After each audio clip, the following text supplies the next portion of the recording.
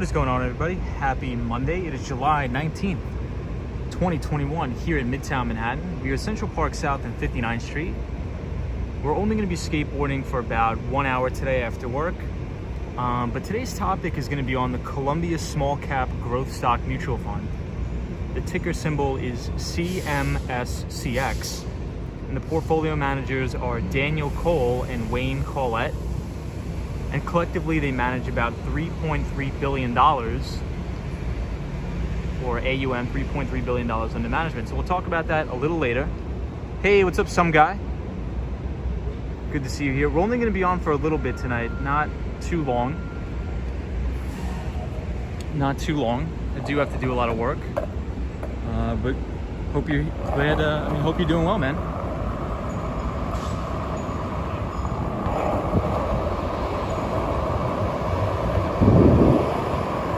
We're here at Central Park, 59th Street.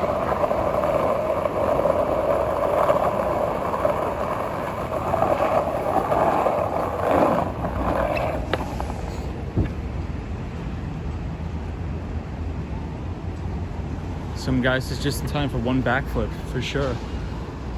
Maybe 2 or 3 backflips. We'll see.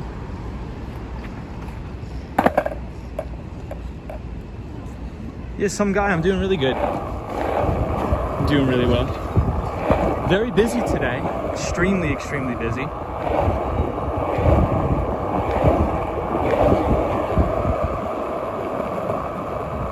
Hey, Michelle McGraw, what's going on? Doing pretty good. Hope you're having a good Monday. Today was an extremely busy day at work, crazy day, but we got through it.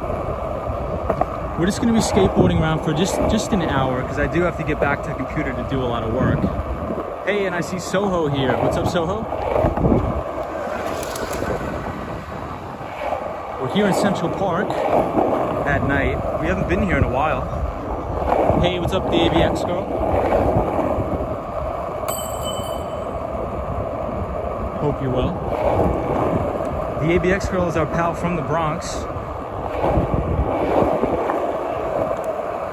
So welcome.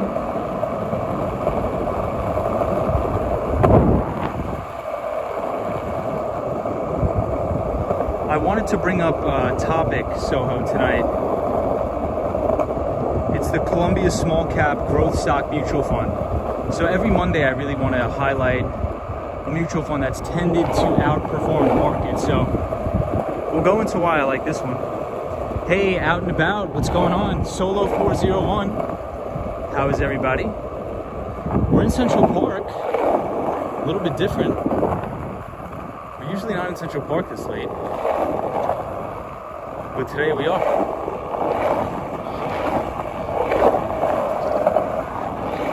So I hope everybody is doing good.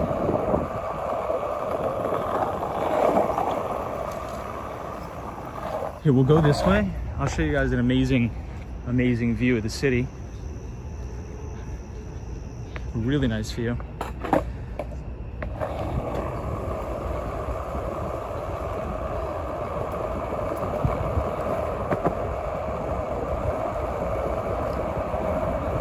So check out this view of the city. It's one of my favorite views at night.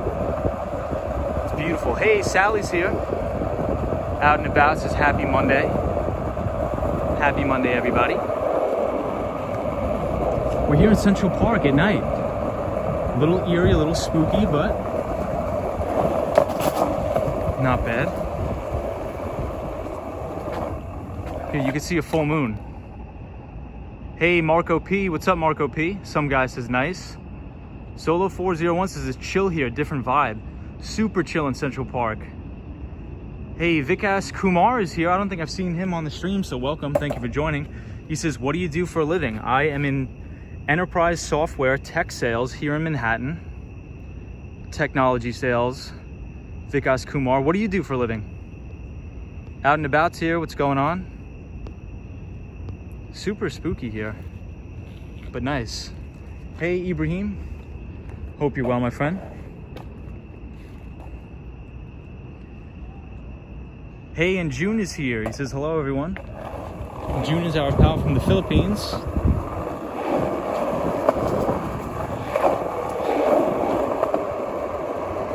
This is what Central Park looks like at night.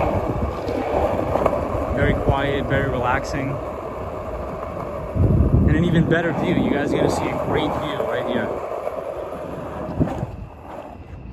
Beautiful. Soho guy says, hey Tom, did you see Sirhan's vid on the 432 penthouse? I did not, but I would love to see that, Soho, if you could drop it in the chat. So speaking of 432, we could see it right here, Soho. So this is 432 Park Avenue from within Central Park. You can pretty much see all of Billionaires Row from here.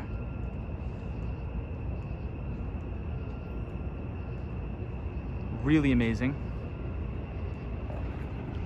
I haven't been in Central Park in a while, especially at night, so I thought I'd come here. Ibrahim says it's relaxing, but at the same time, can we enjoy a view of Midtown? Absolutely. Here we go. But the topic for tonight, guys, I wanted to bring up a mutual fund called the Columbia Small Cap Growth Stock Mutual Fund. So the ticker symbol is CMSCX,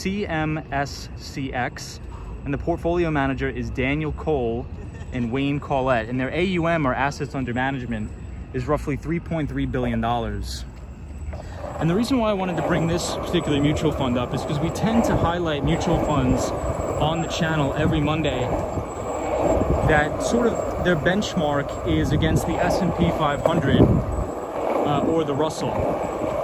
But this is a smaller cap mutual fund that look to, their main investment thesis is to look for emerging compounders, they call it. Emerging compounders. So these particular companies, they may have extremely strong revenue growth right now, but their earnings growth just isn't there just yet.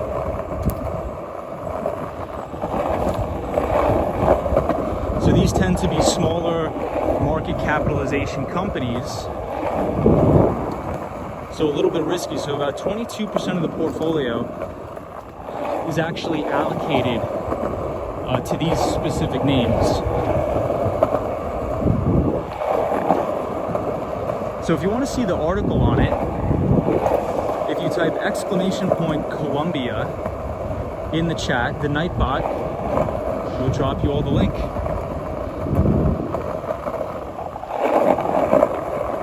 So this is the Columbus statue that they always have here.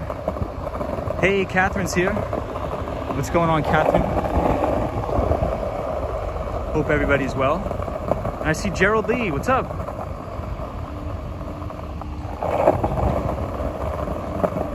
We are in Central Park, super spooky tonight. But Central Park is super relaxing at night, so I thought we'd check it out.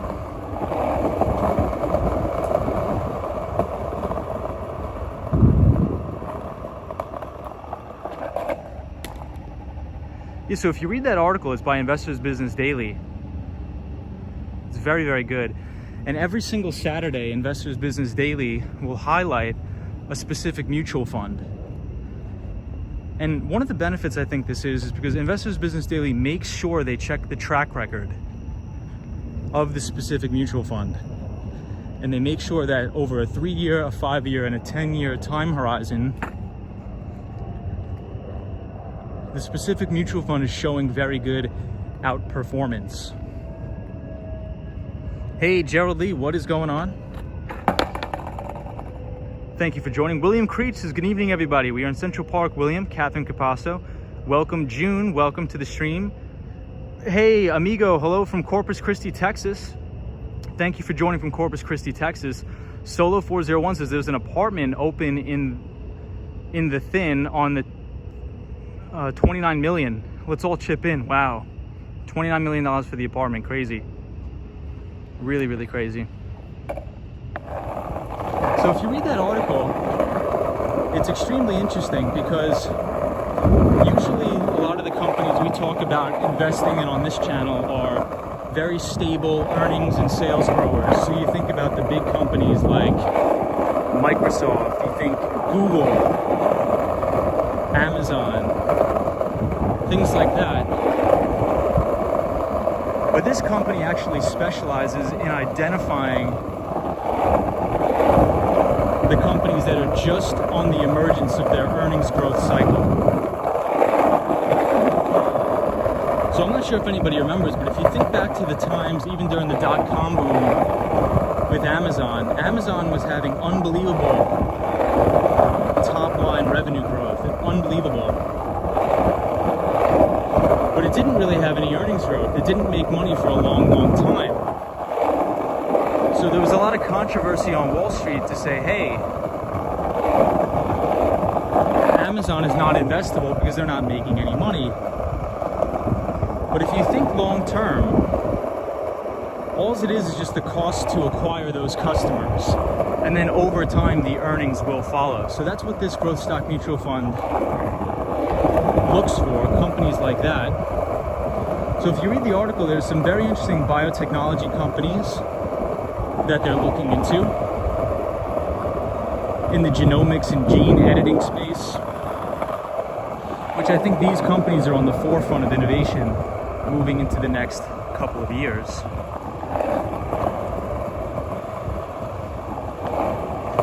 So this is one of my favorite spots at Central Park. And I think I hear people dancing over here, so we're gonna check it out.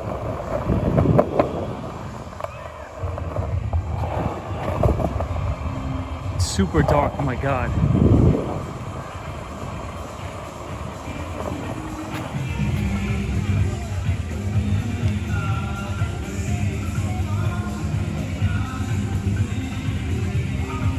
Hey, EBITDA says howdy, the park is looking pretty tonight.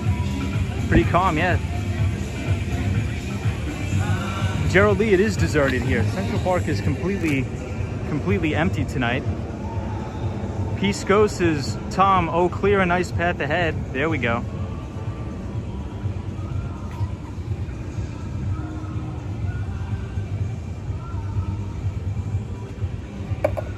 Catherine Capasso, yeah, it's extremely dark. I may have to head out of the park. They don't have any of the lights on tonight.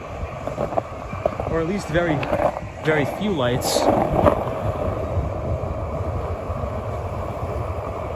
At least very few.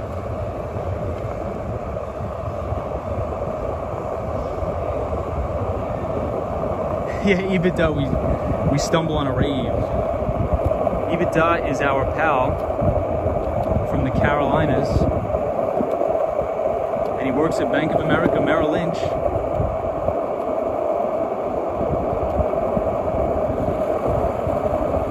So this is an amazing view. Check this out.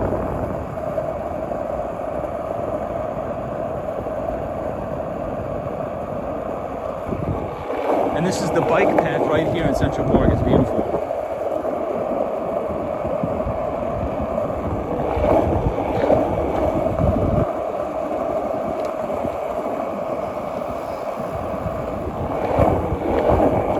So if you look these two portfolio managers up, Daniel Cole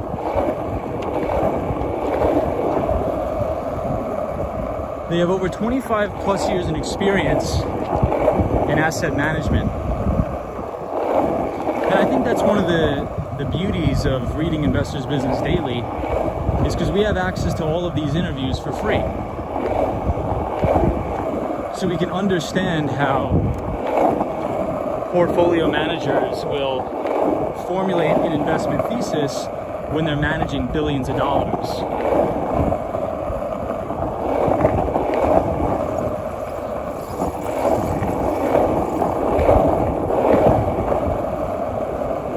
Hey, the Magic Walker's here. What's going on, Magic Walker?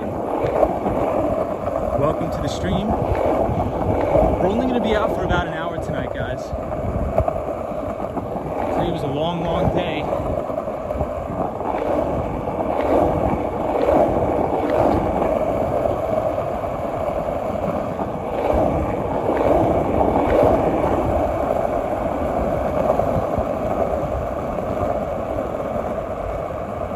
Marco P says Tavern on the Green close. Yeah, we're passing it right now. We're skateboarding by Tavern on the Green.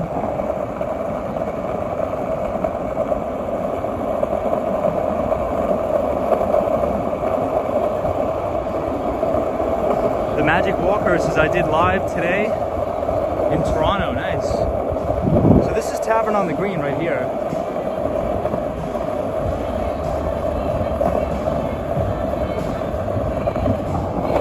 Hey Daniel G, hola, ¿cómo estás? ¿Cómo estás, mi amigo?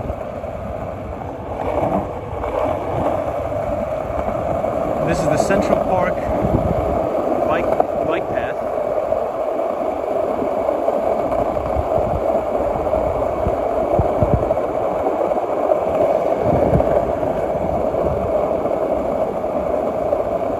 Hey, and we have the Swan here from Ireland. What's up?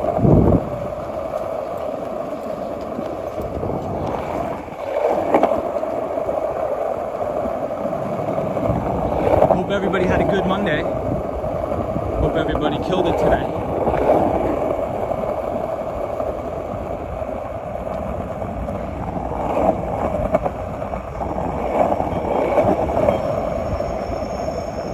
So this is 220 Central Park South, and this is where Ken Griffin, the CEO and founder of Citadel Securities, lives in his $100 million apartment. Ken Griffin.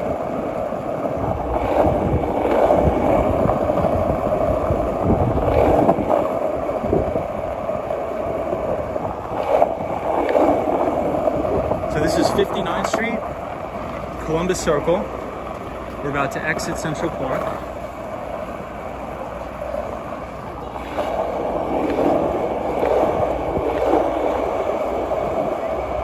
Hey, and I see Kiki here. What's up, Kiki? Kiki is from Rochester, New York. So welcome to the stream.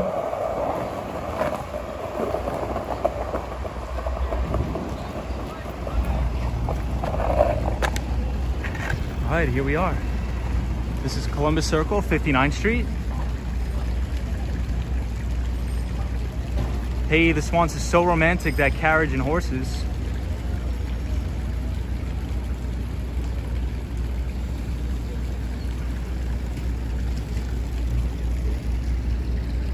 Yes, the Swan, we are at 59th Street, Columbus Circle, and we are standing in front of the Time Warner Center. Marco P says fantastic views. It really is, it's beautiful here. It's absolutely gorgeous here. Daniel G, todo bien, amigo.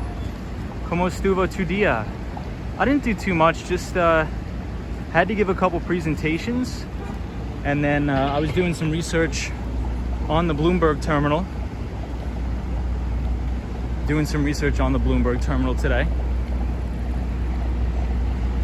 We had a little bit of a pan sell-off in this market and a knee-jerk reaction into the dollar.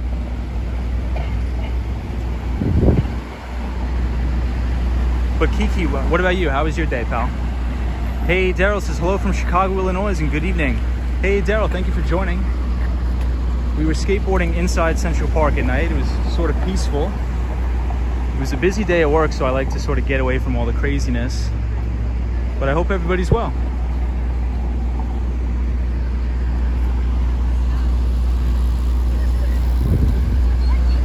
So let's go up by Lincoln Center and just sort of hang out. By Lincoln Center. Hey, Josh D is here. What's up, Josh? Hope you're well.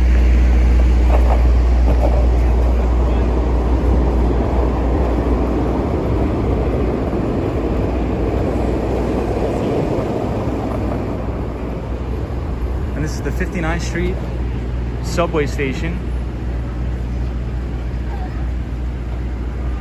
EBITDA is going to be interesting to see how tomorrow opens. I feel like it's only a matter of time before we see a sell-off. Yeah, I mean, anytime we really see the NASDAQ getting extended, 6 to 8% above the 50-day, we usually have a pretty nice retracement, which is good. But EBITDA says have a good night. Best of luck on the rest of the week. You too, man. You too. Don't work too hard, man. Be safe and take care of your health. And hopefully I'll see you in New York. So for those of you who are just joining, I dropped the link with the Nightbot, and I wanted to talk about the Columbia Small Cap Growth Stock Mutual Fund. So if you want to look up the ticker symbol, the ticker is CMSCX. And the portfolio managers are Daniel Cole and Wayne Collette. And if anybody has access to a Bloomberg terminal, you could actually look these guys up. You can look at their track record, where they went to school, you know, where they studied and how much money they run. But right now, they have about $3.3 billion in assets under management. But one of the things why I wanted to point this out and why it was interesting is because this is a smaller cap mutual fund, right? So they invest into small cap companies within the S&P 600. So but if you think about like the overall thesis of their investment strategy and what they try to do, so if you type !Columbia in the chat, it'll drop the article that Investors Business Daily did interviewing the two portfolio managers. And essentially Daniel says that he wants to have about 20% of all of his shareholders' money at all times working into companies that are emerging compounders. So if you think about what an emerging compounder is, what they define that definition as is a company that has explosive revenue growth, but it doesn't have that explosive earnings growth just yet. Because a lot of the times when a company just goes public or they're just getting off the ground, they try to just gain so much customer acquisition. So if you think about Amazon, you know, even throughout the dot-com boom and even a little bit after, they had amazing top line growth in terms of their revenue, but their EPS just wasn't there yet. But it will get there over time. So those are the companies that this particular mutual fund likes to invest in. So they have about 20% of their fund in those names at all times. And if you read the article, then that's the reason why I love Investors Business Daily, is because the portfolio managers will talk about what names they're buying and why. And they'll lay out their entire investment thesis for everybody to read and to learn and to understand. So I believe what I looked up, which was pretty interesting, is their second largest position in the fund was Planet Fitness. And I think they have about a $108 million position in the company. And this is outside of that compounding segment. But what they said is they want to try to invest in companies that should be outperforming due to the economy opening, due to the COVID crisis. So you think about a lot of these biotech companies that are getting unbelievable investment and government subsidy for research. So if you think about a company that like Biotechnique, which is ticker symbol TECH, that's their largest position in the fund.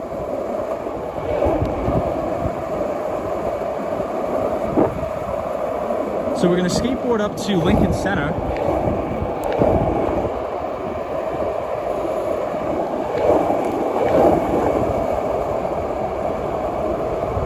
Daryl says, I once took a test to be an investment advisor, but couldn't pass the Series 7 test. That's all right. So Daryl, what did you wind up doing if you didn't become an investment advisor? What did you want to do?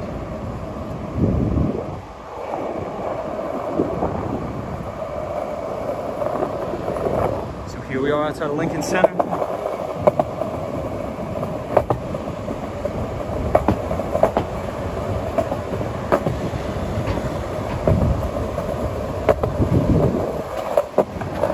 Daryl, did you take the Lincoln Center?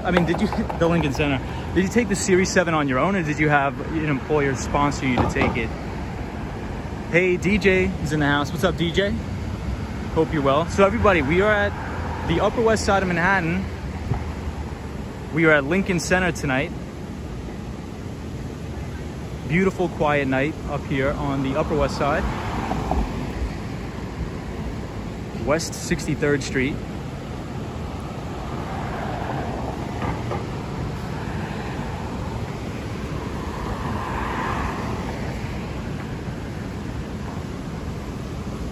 And so I did a test stream the other night in regards to the streaming software that I want to use when I go live behind the computer. And it seemed to work out pretty well. So hopefully this Friday will be our first installment of the investing series. But Lincoln Center is closed now, but we can still look at the fountain.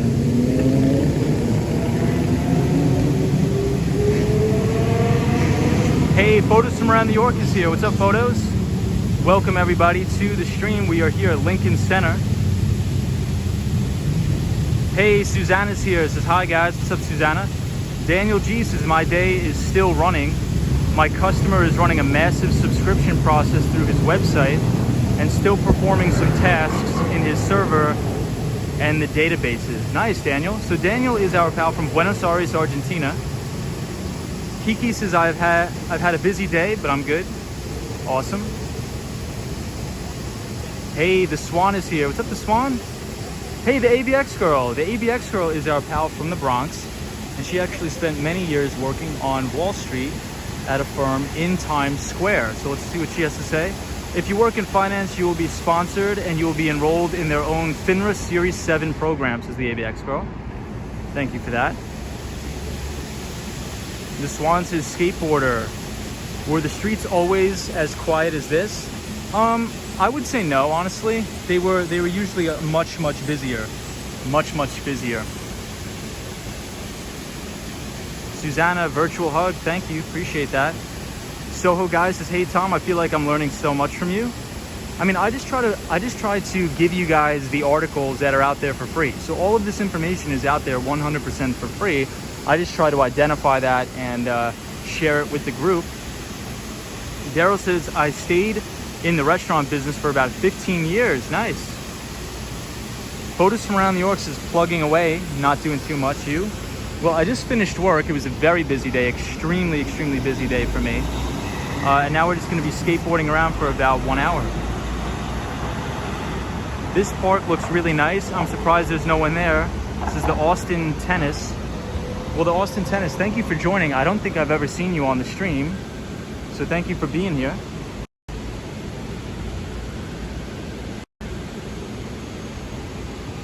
And welcome to the channel. We are at Lincoln Center. The Austin Tennis is Wall Street Skate Bro. I want to live and work in New York City, but I'm from Canada. Is it difficult to get sponsored? Hey, the Austin Tennis, that's a great question, because I'm sort of going through the same thing right now. What I would try to do is get an internship here in the United States, and then from there, once you get the internship, have your company sponsor you for an H-1B visa. For an H-1B visa. Now, the H-1B visa may take a couple years for you to get approved because it's a lottery system. But I think you can do it. But thank you for joining the stream, and thank you for joining the channel. And I hope to see you around. But I have a lot of friends that are coming here from South Korea. A lot of my Korean friends are actually finding it easier to actually live in Canada, because the immigration laws are much more lax than they are in the United States.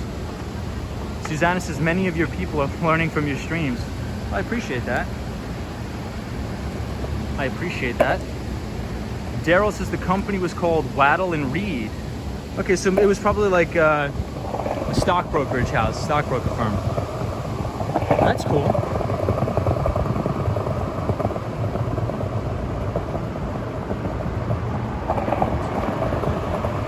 So what I thought was interesting in the article that was interviewing the portfolio managers is they're very bullish long-term on a company called Fiverr. And I think we've all probably heard of them, and maybe most of us has actually probably used the company before. So Fiverr is essentially a freelance website where it connects obviously freelancers with corporations that may need their services, and business to consumer, or consumer to consumer. And they lay out a pretty detailed thesis in that article, so definitely check it out. But it's one of those things where they develop their thesis to say, as we enter the gig economy, they're very bullish on the gig economy they talk about. Because with COVID and everything,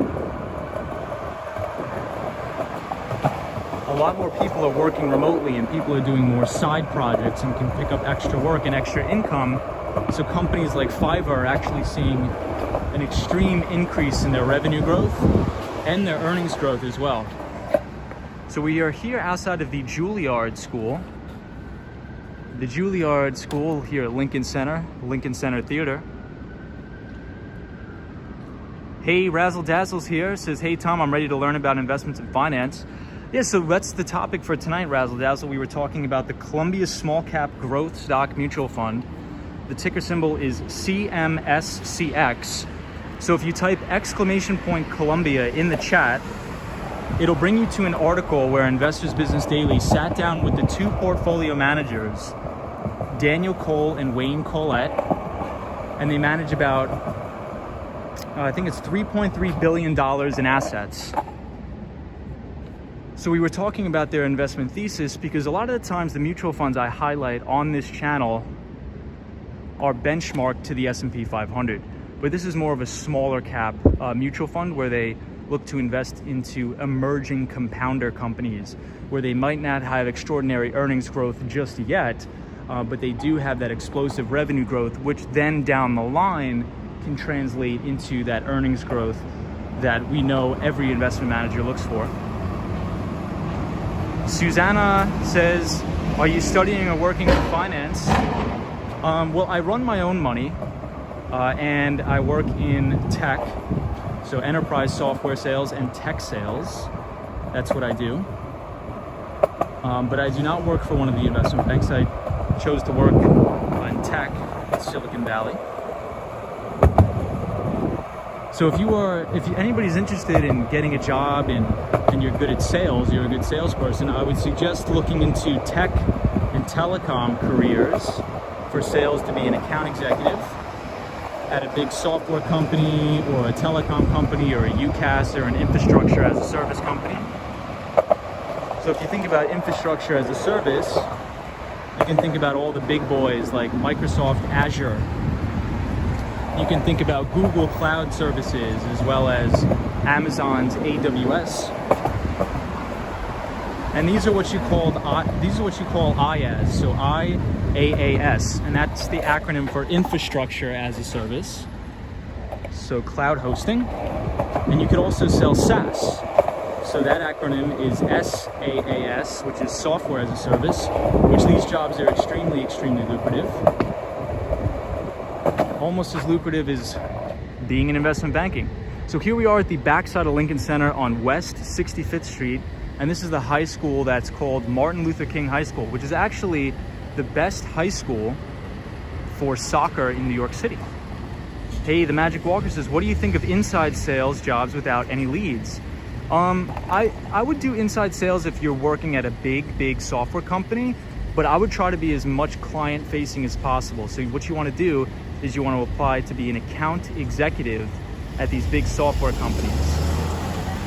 Hey, the Austin Tennis says, you mentioned that you were going through the visa application yourself. You're not native to New York. No, I am native to New York, but I have a lot of friends that are from all over the world and that they're trying to come to the United States via H-1B visa. Hey, Rosie says, hola, que pasa? Not too much, Rosie. Thank you for joining. Welcome. We're here at Lincoln Center. Welcome, everybody. Daryl says, due to lower back problem, I can't work for a restaurant dishwasher anymore, but I can try to find a job less strenuous. Daryl, try enterprise software sales. I think you'd do good at it. But Razzle Dazzle is an MRI tech. Hey, the Austin Tennis says, what does an account executive truly do? Is it, as they say, where you're cold calling all day? So that's a great question, and I think Zap Allen wanted us to go into this in more detail. So a lot of people think about sales, and a lot of my friends that went into investment banking or became software engineers had the same concept of, I don't want to work in sales because all they do all day is just make cold calls and you burn yourself out. But that's not true with the products and services we have now. It's a completely different sales cycle when you're selling software. It's a completely different sales cycle when you're selling infrastructure as a service, because there has to be a specific level of technicality here because you're meeting with chief technology officers of major companies. You're planning out, depending on what you're selling, you know, you're helping them with the go-to-market and implementation strategy for different cybersecurity projects. So in my case, as an account executive, what I would do is reach out to C-level executives at companies and try to sell them software products. So a lot of my marketing was actually done over LinkedIn. So if you think about just like your traditional LinkedIn messenger, send them a quick note, maybe give them a call, or send them an email and set an appointment. But I think if you're going to go into sales, one of the most important things that you need to understand is that you want to get into a field where it's not a declining industry, right? You don't want to sell, like, you know, you don't want to be selling the horse and buggy. You want to sell something that has product demand, right? So that's why I tell people to read Investors Business Daily, because they highlight the fastest growing and emerging companies in the United States. And those are the companies that you want to actively apply to be an account executive. So for example, the companies that I would suggest applying to if you want to be an account executive, there's a company like Twilio, there's a company like Zscaler or CrowdStrike or Okta in the cybersecurity space, in the identity and access management space. So if you're going to sell a product or a service, you want to make sure that product or service has demand within that marketplace. Hopefully that makes sense. But we'll have a whole stream about that, because we'll go through all of the salaries at the SDR level, the account executive level, the enterprise account executive level. So we are here by the and the AMC. But I hope that answers your question, the Austin Tennis. But yeah, there is a certain aspect of cold calling and reaching out and prospecting. There are videos about the visas. Yes, there are, but it is a terrible process, the whole visa thing. Hey, Robert Parker is here. He says, hey Tom, I'm new to your channel. How much do you know about ETFs or exchange traded funds and Acorns? So Acorns is not an ETF application, like a platform. $5 on a to be serious.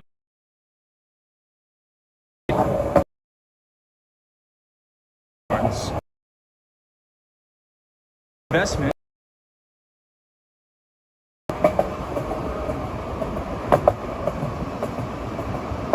Hold on, I think we're buffering here. Expense ratios are extremely, extremely low.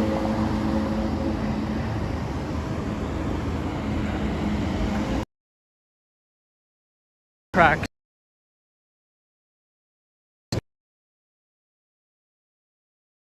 are not high because if the fees are so maybe one ETF that I'm familiar with and that I actually own myself, and I've owned it for many years, it goes by the ticker symbol VOO, and that is the Vanguard ETF that tracks the S&P 500, and the expense ratio is extremely low, and it'll give you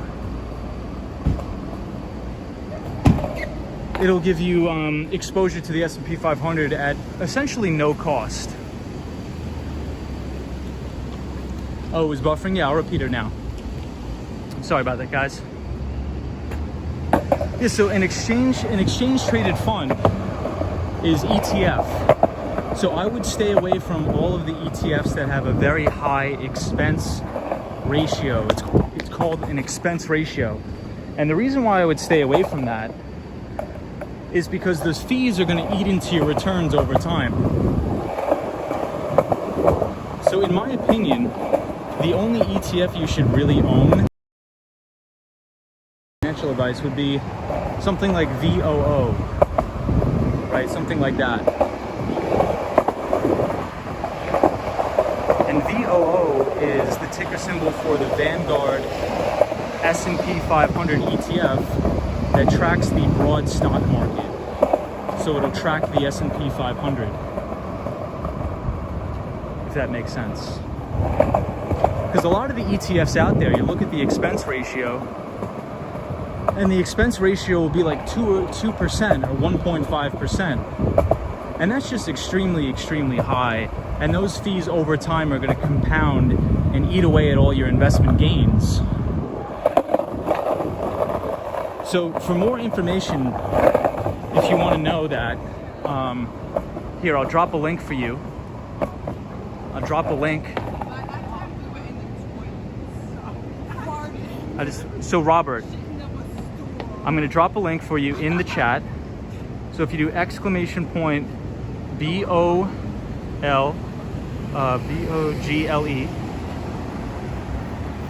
exclamation point Bogle, Robert. So listen to this free audiobook. I'm going to give it to you. It's on YouTube, and it's an absolutely free audiobook. It's by Jack Bogle, and Jack Bogle is the CEO and founder, well, the former CEO, he passed away unfortunately, of the Vanguard Group. And as he essentially exposed the mutual fund industry to say, hey, the mutual fund industry is charging investors unbelievable amount of fees.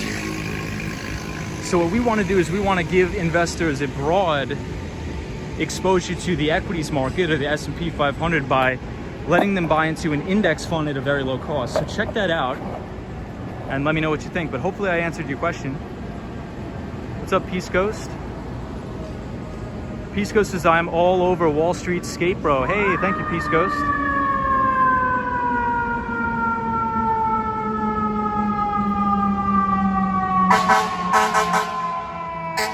Got the FDNY.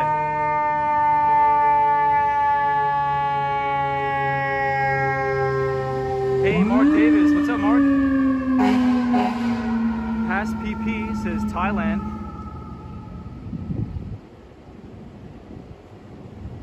So Robert, let me know if you got that, because, oh, Catherine Capasso says, I just bought VOO the other day.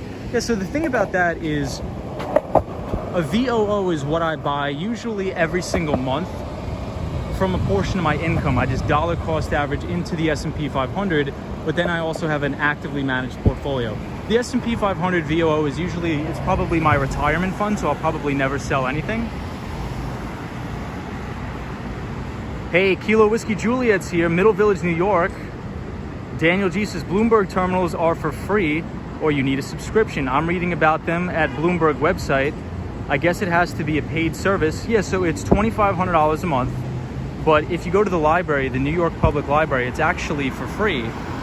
So I spend a lot of my time at the New York Public Library to utilize the Bloomberg terminals, which are totally, totally free, which is an unbelievable perk. Hey, and we have IDK here. He says, hey, what's up, IDK? Welcome to the stream. I don't think we've seen you before, so thank you for joining.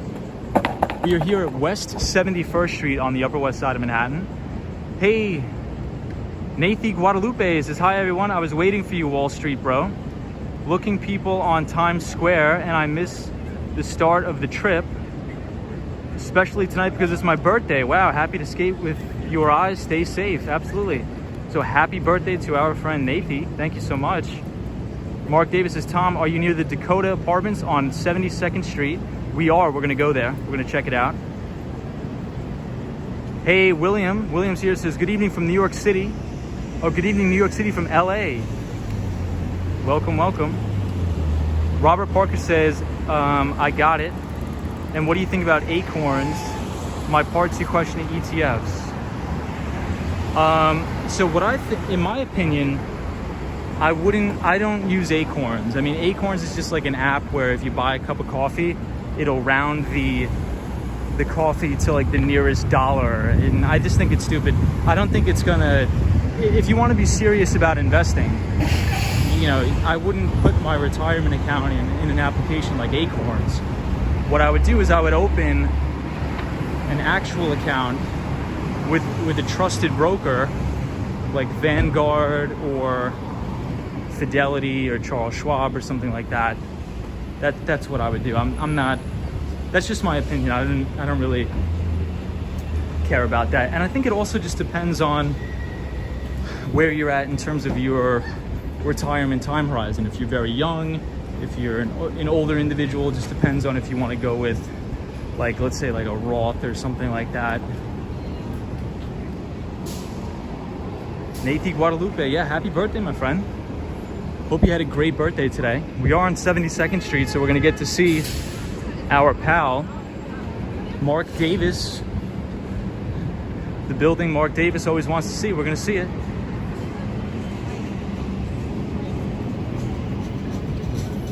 Hey, Daniel DJ's here. What's up, DJ?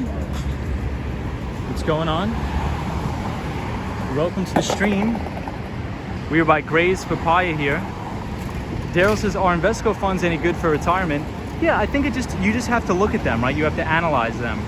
So the main thing to look at for any sort of investment fund or ETF that you're gonna buy is you have to look at the expense ratio. Because if it has a high expense ratio, that means they're gonna charge you a large management fee. So you wanna keep the expense ratio under a 0.5%, well under a 0.5%. DJ says, thanks, Tom, I'm good. I'm doing really well, DJ. It was a very busy day today. Extremely, extremely busy. But now we are gonna go past the Dakota. We're gonna go past the Dakota and sort of hang out by Central Park. But we're only gonna be on for about maybe like an hour and a half. Because the workload is a lot. But the deal sizes are pretty big, so we're working on some cool stuff. Hey, Lady Orleans is here. What's up, Lady Orleans? Hope you're well. Is our moderator from New Jersey.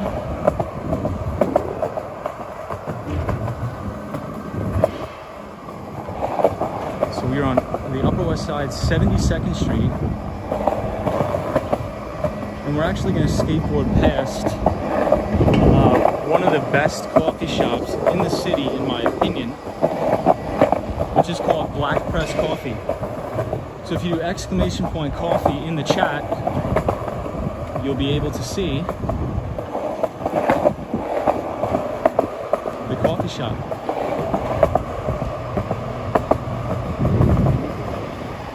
I'll catch up on the comments in just a minute. The sidewalk is pretty terrible.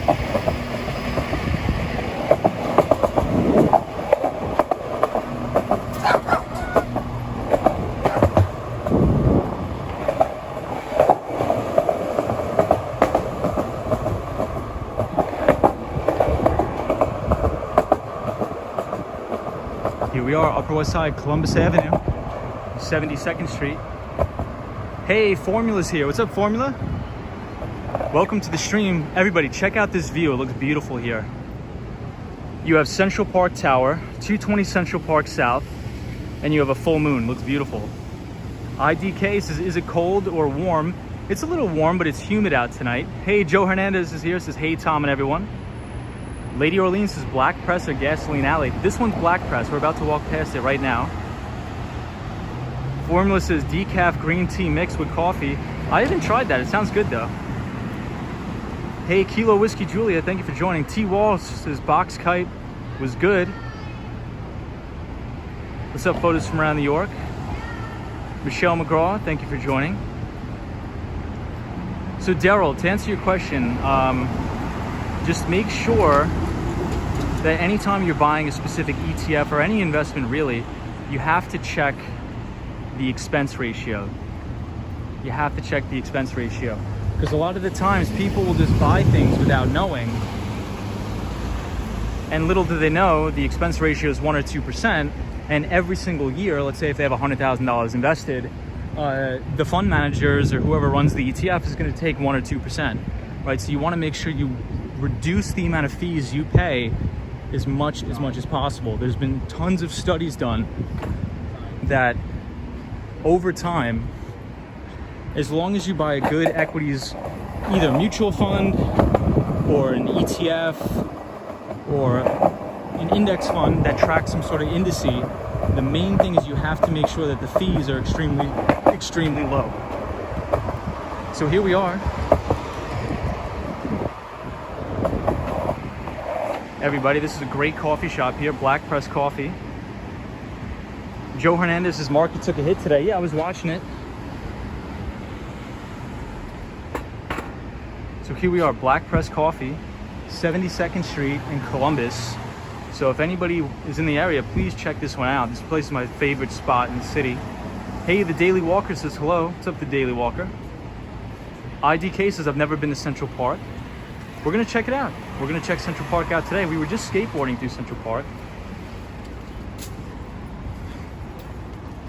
I'm gonna sit down because I'm gonna put my mask away. I thought I was gonna go in some buildings, but we can't, unfortunately.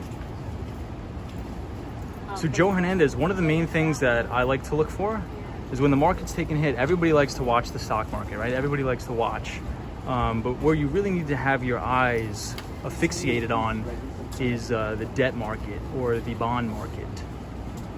Because really, that's how you can tell if the sell-off is going to be sustained or not. That's how you can tell if the sell-off is going to be sustained, is by looking at the debt market. So we did have a big knee-jerk reaction into the dollar. So anytime you see the dollar moving higher, that means you just watch the flow of funds. So if funds are moving from equities to the dollar, that means people are scared. We had a pretty big bid in the VIX. The VIX was up like 50% today. Daryl says, can I transfer those funds into Vanguard funds? Yeah, I believe you can. But Daryl, I wouldn't mess around and buy and sell things too much. What I would do first is, if you have a financial advisor, what I would do is I would talk to them and say, hey, what are the expense ratios on all of my investments? And then I would meet with him or her and say, how can we reduce these fees as low as possible? But yeah, ask your question. Ask away. IDK, feel free to ask a question. So this is the Upper West Side. It's beautiful here.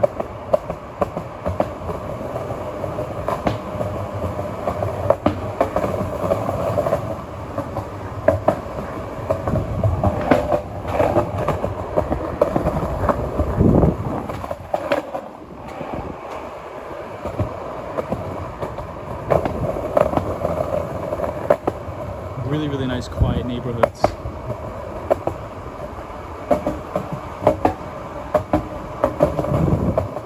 Dracula says good evening. What's up, Dracula?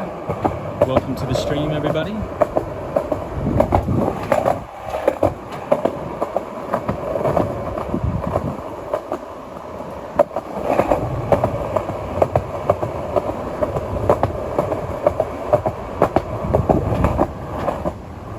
So check out the brownstones here. They're beautiful. This is the Upper West Side. We're looking at the brownstones. They're really amazing.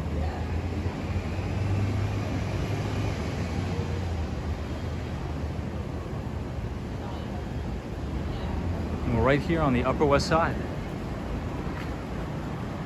Mark Davis says, I don't know, you don't have to pay to get into Central Park. No, you don't. Hey, Techno Pink is here. What's going on? What's up, Techno Pink? IDK, no, you do not have to pay to get into Central Park. Photos from around New York says checking on Black Press Coffee. The place looks legit. Yeah, the place is really good. The place is really, really good. Hey, Lydia's friend went up to Floyd Mayweather's car tonight in Times Square and they rolled down the window. Wow, that's awesome. Floyd Mayweather, I think he just had a fight with, who did he have a fight with? That kid, Paul, the Paul brother. Floyd Money Mayweather.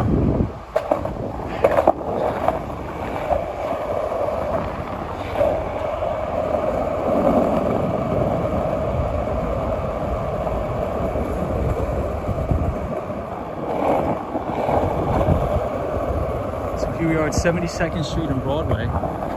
Check out how deserted the streets are. There's like no cars on the streets tonight. IDK says, oh, thank you for telling me. No problem. Pisco says, knock knock, who's there? The KGB. Ha. Yeah, photos from around New York, Logan Paul. Yes, Mark Davis, Logan Paul. Yes, it was. Erica Amaro says, how are you? What are your thoughts on Fintron? I've never heard of Fintron. Hey, T. Wall says the Apple Bank lobby looks cool. It does look cool. Looks really nice. Soho guy, hope you're well, man. Any luck with the patent office?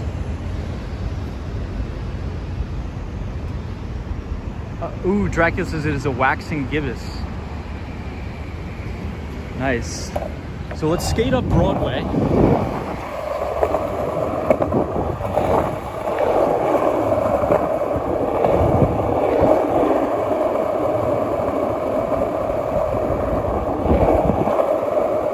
And this is the Beacon Theater. We're skating by the Beacon Theater.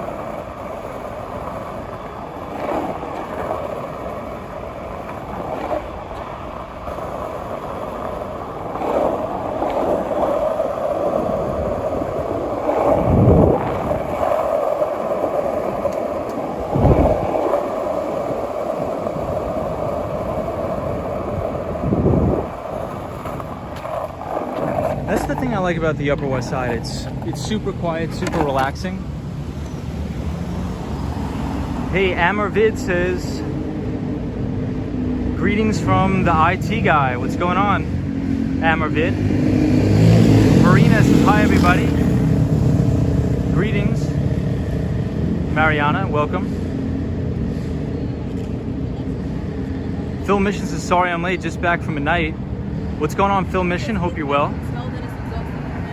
Hey, Andrew Calhoun, what's up? Good day, everybody. Tom, just a bit busy. No problem. Yeah, I was crushed today with work. Absolutely crushed. Mark Davis says, hope you are well in Ireland, Swan. Absolutely. Techno Pink, the wheels relay. Yep. Robert Parker says, you also talked about Acorns versus Fidelity. I recently opened a Fidelity account after raising a considerable amount with Acorns over the past year, thinking of moving funds to Fidelity. Robert Parker, I can't really advise on where to move your funds, but I would personally be more comfortable with a long-term retirement account or a portfolio in Fidelity as opposed to Acorns.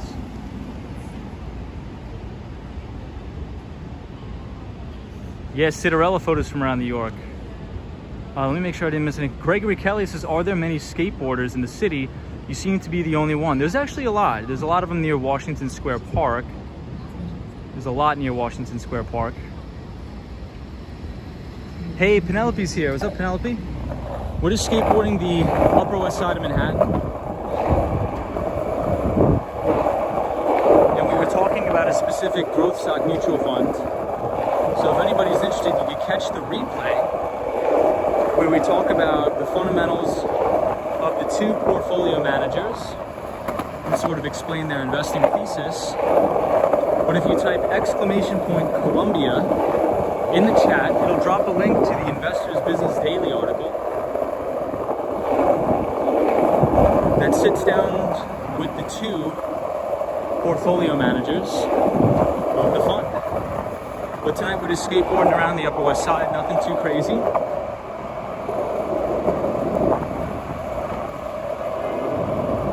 Beautiful night.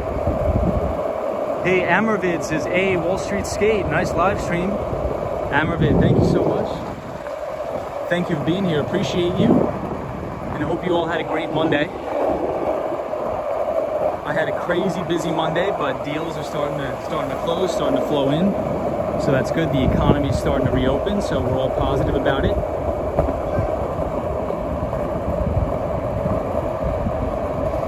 And here we are on 79th Street. There's actually a lot of accidents on this particular road. And speaking of coffee shop, there's actually also another really good coffee shop right up here to the right. So we'll stop by, I'll take you a little walk around. Here it is, it's called Irving Farm, New York. Really good coffee shop here. So if anybody's interested in coming here, it is Irving Farm, New York on 79th Street. Really, really good spot, Irving Farm. Hey, what's up, Train Vlogs? Welcome. Kilo Whiskey, what's going on? Hey, what's up, Train Vlogs?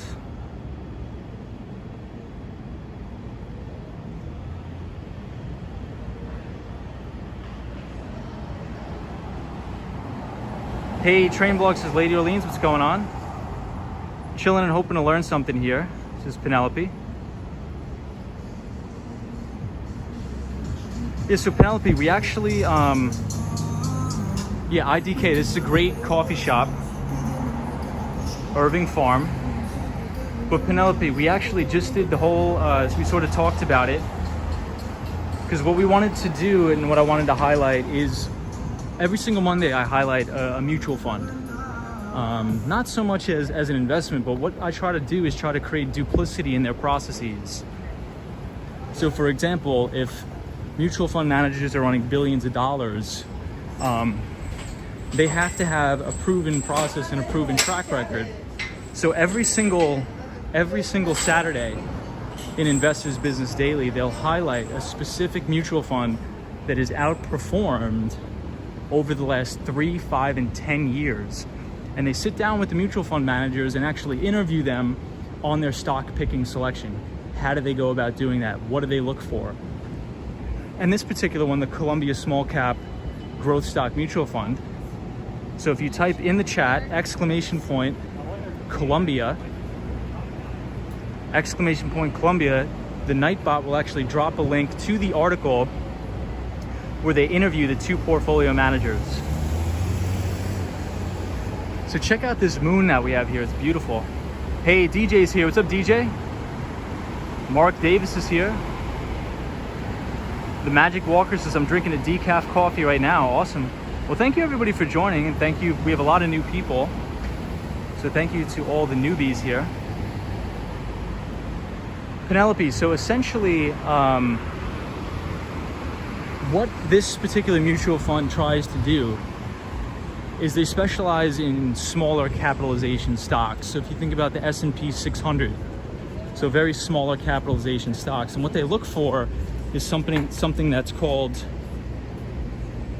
an emerging compounder. So 20% of the fund is in something what they call emerging compounder stocks. And these are stocks or companies that are growing their revenues extremely fast. They're growing their revenues extremely fast, but the earnings growth just isn't there yet. So since these are small capitalization stocks, what they do is they monitor them very closely. And as they're growing their top line, the companies will give projections about their bottom line, or EPS, so earnings per share growth over the next few years. So what they want to do is they want to size into these positions before they become the big mega cap blue chip stocks. So it's a little bit of a more risky investment process, but you can generate more alpha for your shareholders by doing that. So I thought it was a very interesting process that they do. So again, if you type !Columbia in the chat, it will drop the link to that article, and it'll actually have the interview with the portfolio managers. And the reason why I highlight actual real institutional money managers is because hopefully this will encourage people to invest the proper way, right? An institution that's running $3.3 billion all the way up to $100 billion actually has a sound investment thesis on how to invest money the proper way. So we're on West 81st Street. West 81st. We'll get back on the skateboard. Hey, Daniel G is our friend from Buenos Aires, Argentina. Buenos Aires.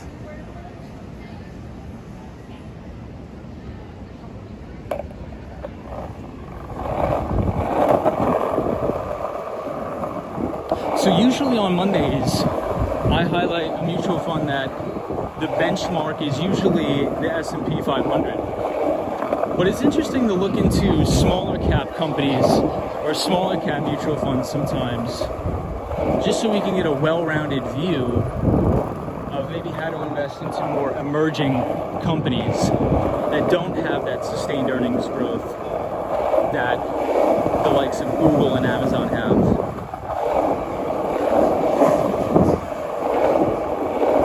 So this is the Upper West Side. It's beautiful up here. It's one of my favorite places in the whole city. The Upper West Side of Manhattan.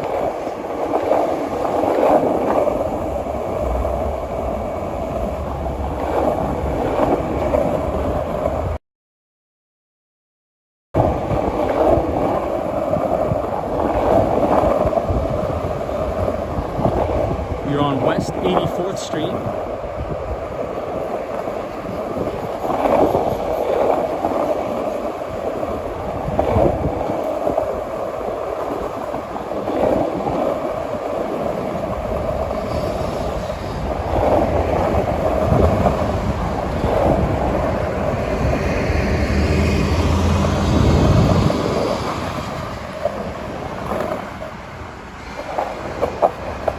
So there's actually a really good restaurant here I want to show you guys.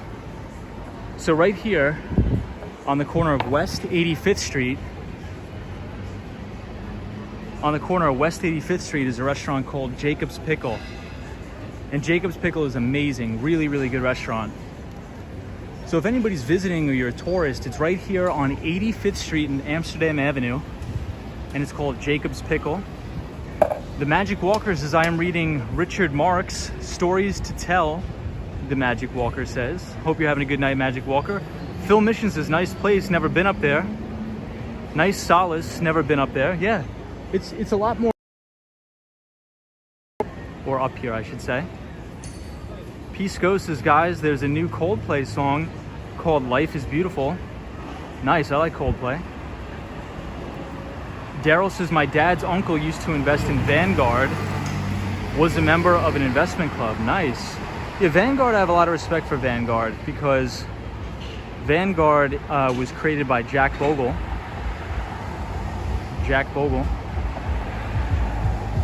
Daryl says, the Urbanist once ate at Jacob's Pickle before. Yeah, Jacob's Pickle is very, very good.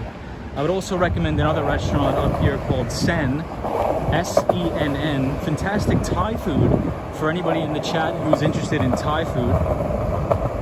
Mark Davis says, Central Park is my favorite place there in New York City. Tom, yeah, Mark Davis, Central Park is beautiful. And tonight, I'm actually going to make a right and head down Central Park West, where we can actually see the 72nd Street, where Mark Davis wants to see. So we're gonna check that out tonight.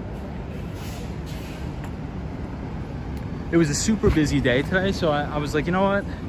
We'll just hang around the Upper West Side. We're not gonna do anything too crazy. Hey, Loose 72 says Thai food is good.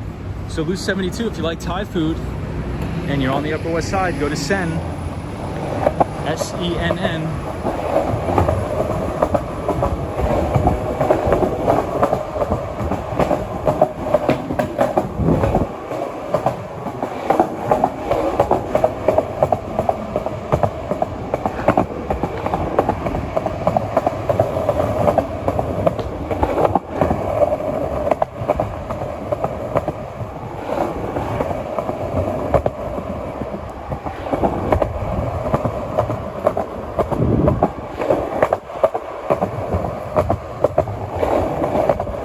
Sidewalks.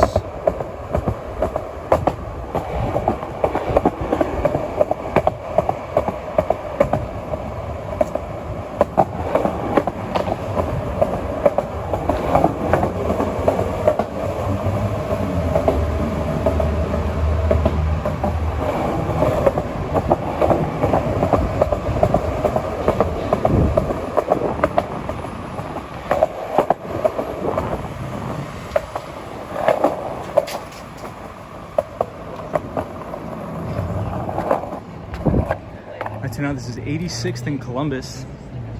86th and Columbus. Hey, T. Walsh. What's up, T. Walsh? It says Citrus Silwa around there. I've never heard of that, T. Walsh. IDK says my favorite place in the park next to Stuyvesant High School. This is IDK. Stuyvesant High School is one of the greatest high schools in New York City. Razzle Dazzle 786 says, does New York have a Dutch Bros coffee? I don't think so. I've never heard of that, Razzle Dazzle. What is Dutch Bros coffee? T. Walsh says he's running against Eric Adams, the Guardian Angels. Interesting. Loose 72 says, yes, remember that. Had lots of Thai food in Thailand, says Loose 72. Oh yeah, Loose 72's been traveling everywhere. You know what, since we are on the Upper West Side, I'll show you my favorite breakfast place. T. Walsh says, have you No, Kilo Whiskey says, have you ever been asked in an interview to sell me this pen? I have not. I have not. Have you? I feel like that's not like a typical thing that you would be asked in an interview.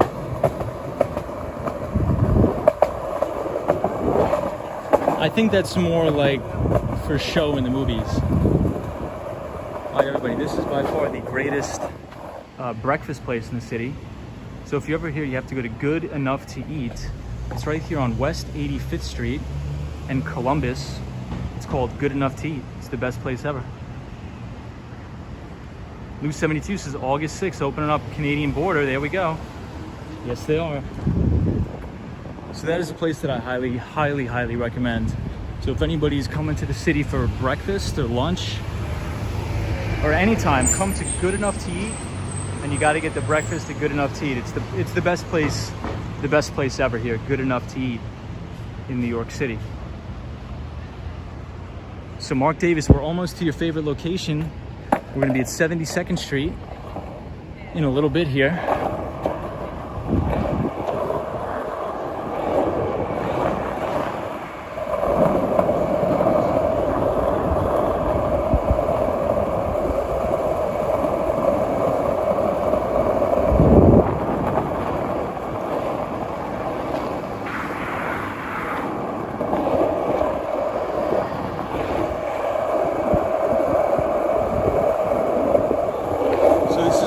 Avenue we're skateboarding down.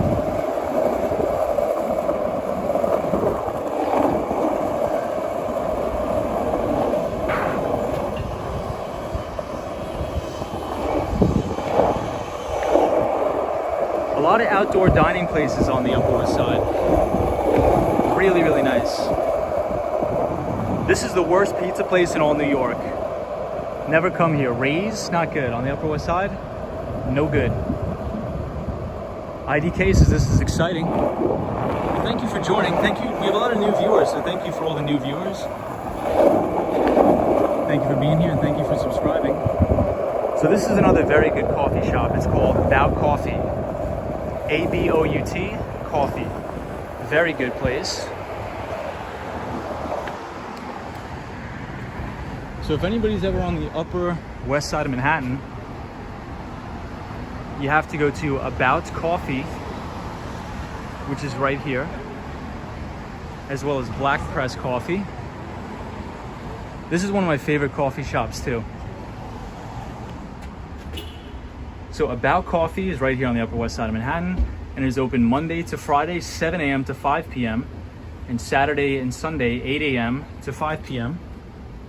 Really great place, and it's next to this cool flower shop too, where they have a lot of beautiful flowers. Whiskey Kilo, the Kilo Whiskey says there's no original Rays. I'm not a big fan of Rays. Yeah, it's extremely, extremely deserted. Lady Orleans is About Coffee, never heard of it. Lady Orleans, you gotta go, it's great.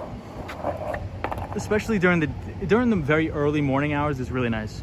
Hey, Charlie's here, says, ¿Cómo estás? Hola, Charlie, welcome. What's up, Charlie? Kilo Whiskey says, to be honest, if you want good pizza, come to one of the other boroughs. I agree with that, Kilo. Mark Davis says, thanks, Tom. Lots of history in that building. Movies filmed there and all. Razzle Dazzle says, do you like artichoke pizza? I do, Razzle Dazzle, but I think there's some better places. I'm telling you, I think there's some better places. If you visit New York, you go to Brooklyn, you take the 2 train. Well, you could probably take another train that's faster. But whenever I would visit my friends at Brooklyn College, I would go to this place called DeFara's Pizza. DeFara Pizza.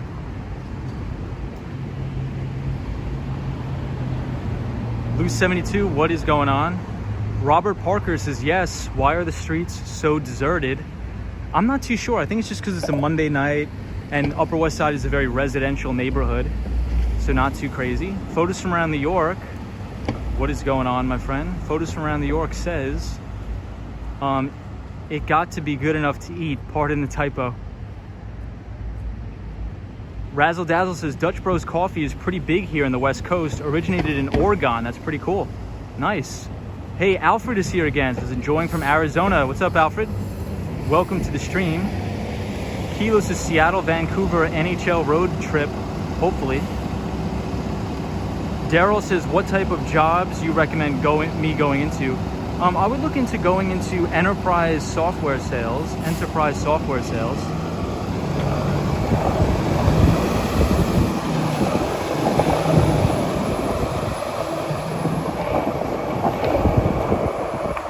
I think that probably has some of the largest earnings potential, is selling software, or selling technology, or investment banking and like mergers and acquisitions. That's probably what's going to pay you the most.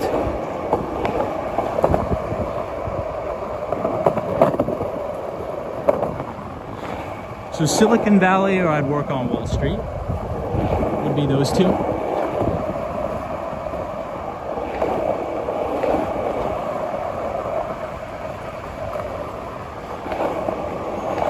So we are outside the Museum of Natural History.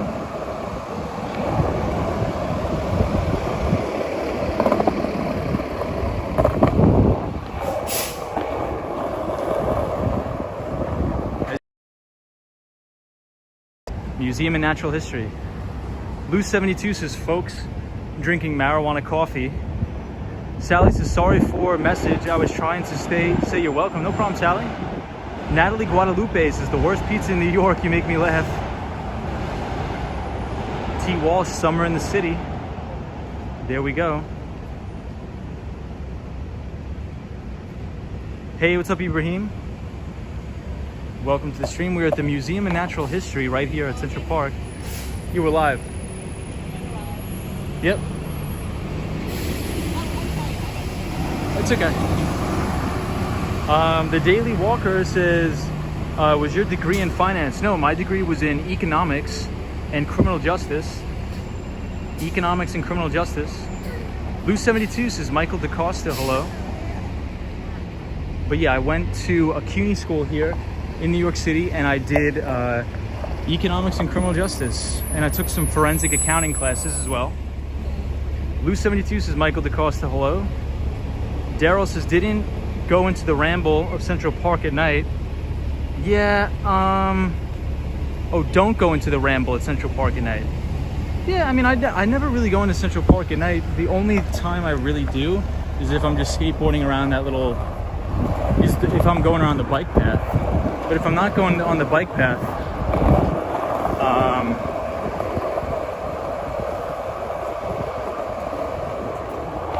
yeah, if I'm not on the bike path, I don't bother.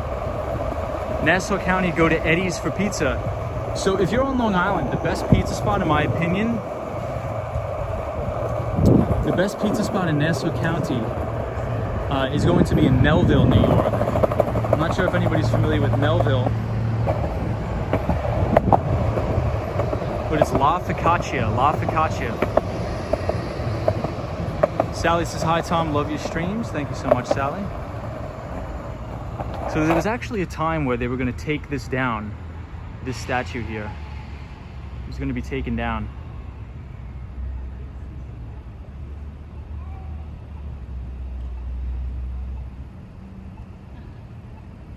Hey, what's up, Michael DaCosta? What's going on? The Daily Walker, what about you? What was your degree in? So this is the Museum of Natural History. It's so beautiful here. Daryl says Action Kid was scared out of the ramble of Central Park at one night before. Really? What happened? So we are on the steps of the Museum of Natural History. The Swan says they don't call it the ramble for nothing. That's funny. Daniel G says inside has to be a party. I've seen it in a movie. Yeah, what movie was that? That was The Night at the Museum. The Night at the Museum. Hey, Charlie's here, or Siloe. I'm sorry if I'm pronouncing your name wrong, but says we got to see that last time we went, but barely made a dent. Yeah, this is a beautiful, beautiful museum. You got to go here. You have to go here. But welcome to the stream. Welcome to the channel. She is a new viewer.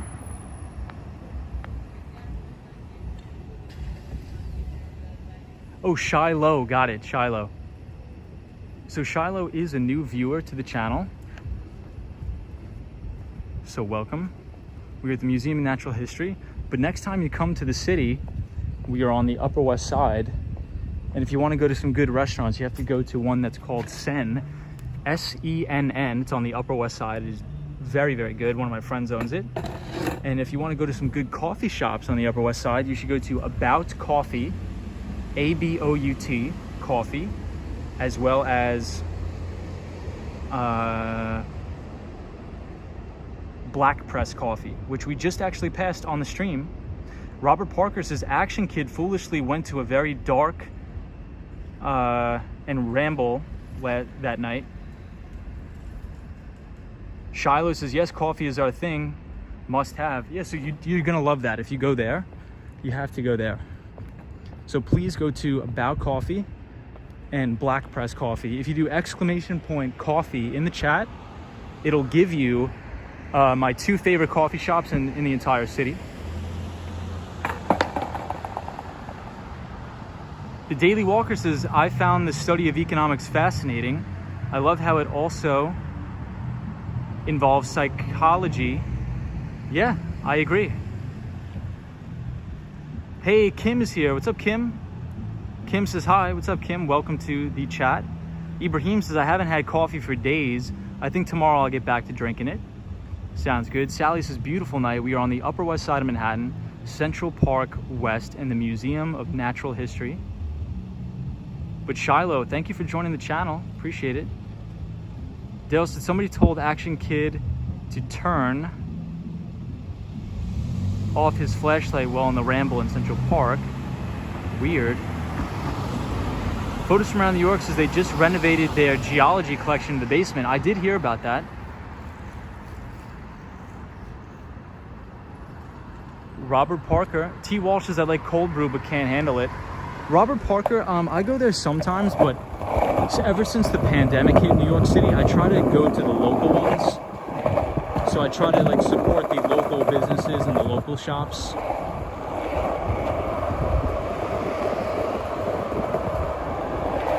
Because I think they've been hit hardest by the pandemic. A big company like Starbucks is going to survive all the time. So on the weekends, I like to go and support, especially if they're in the local community. Hey, Ann B is here. What's up, Ann B? Welcome to the stream. We are skateboarding on the Upper West Side of Manhattan. It's a beautiful, quiet night.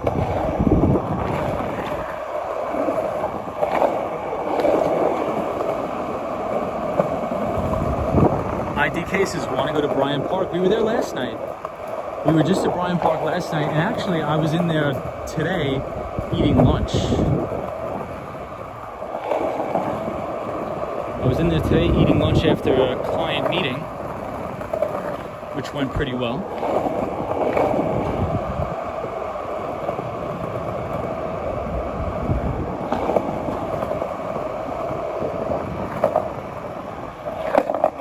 I find it fascinating how dark and quiet this part of the city is in comparison to Midtown Manhattan, where we usually are. It's really, really good contrast.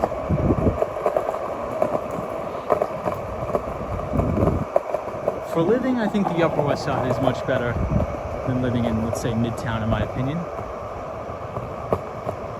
But thank you, everybody, for joining. Thank you, all the new viewers.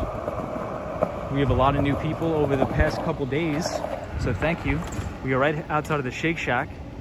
Michelle McGraw says, so Tom, in your business that you do, how do you become an actual seller of the software or cybersecurity?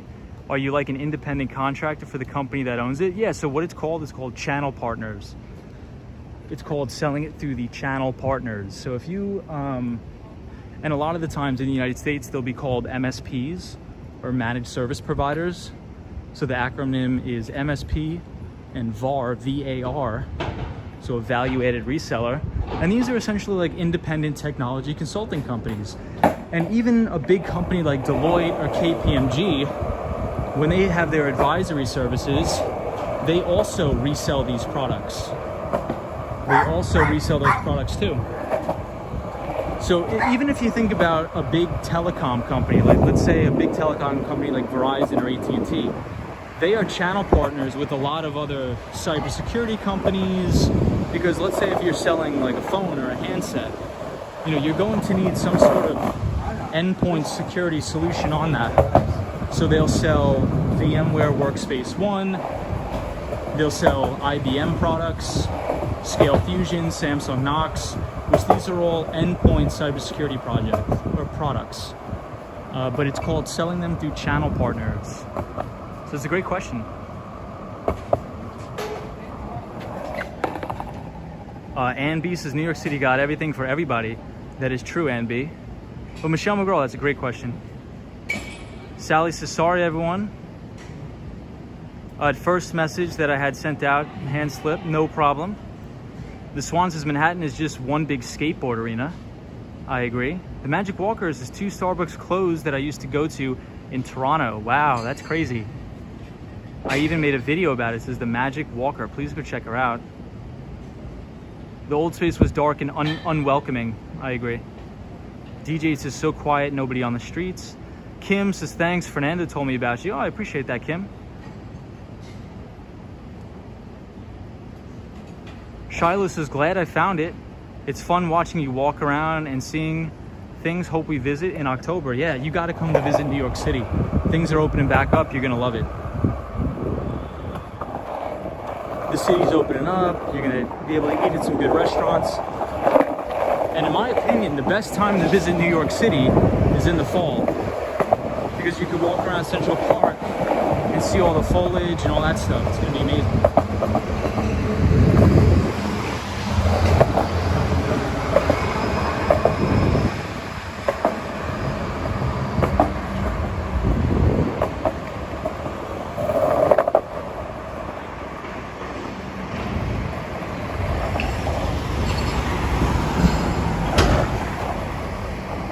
I do want to go to 72nd Street, so I think we need to go uptown, no, downtown a couple more blocks for Mark Davis.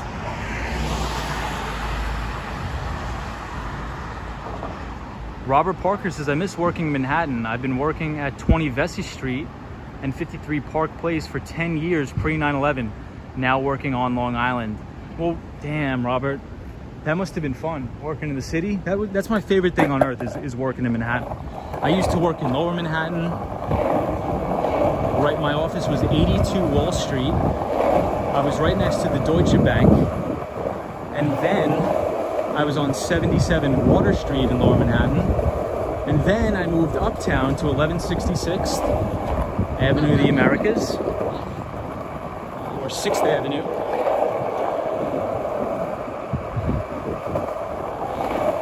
So working in Manhattan is a blast. It's amazing.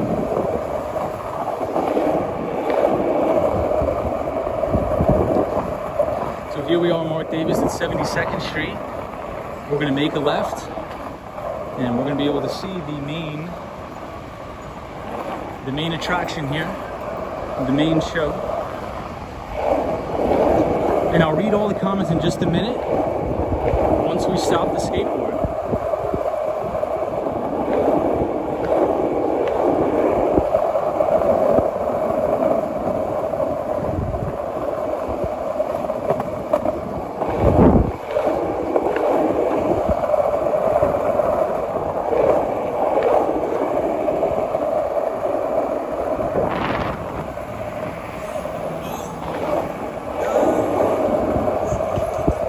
Here we are, Mark Davis.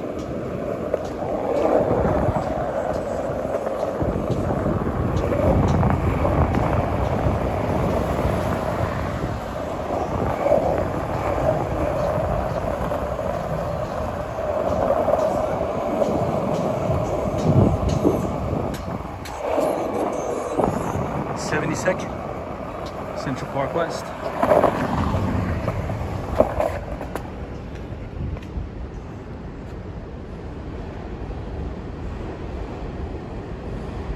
Shiloh says, now I'm a professional photographer and cannot wait for those fall photos in Central Park.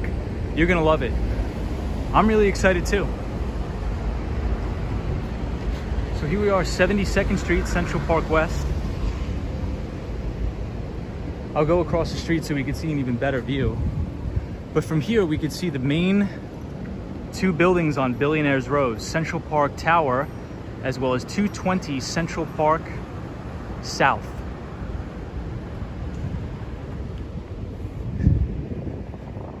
Yeah, Kilo Whiskey says you work from home. A lot of people are still working from home. A lot of people are still working from home.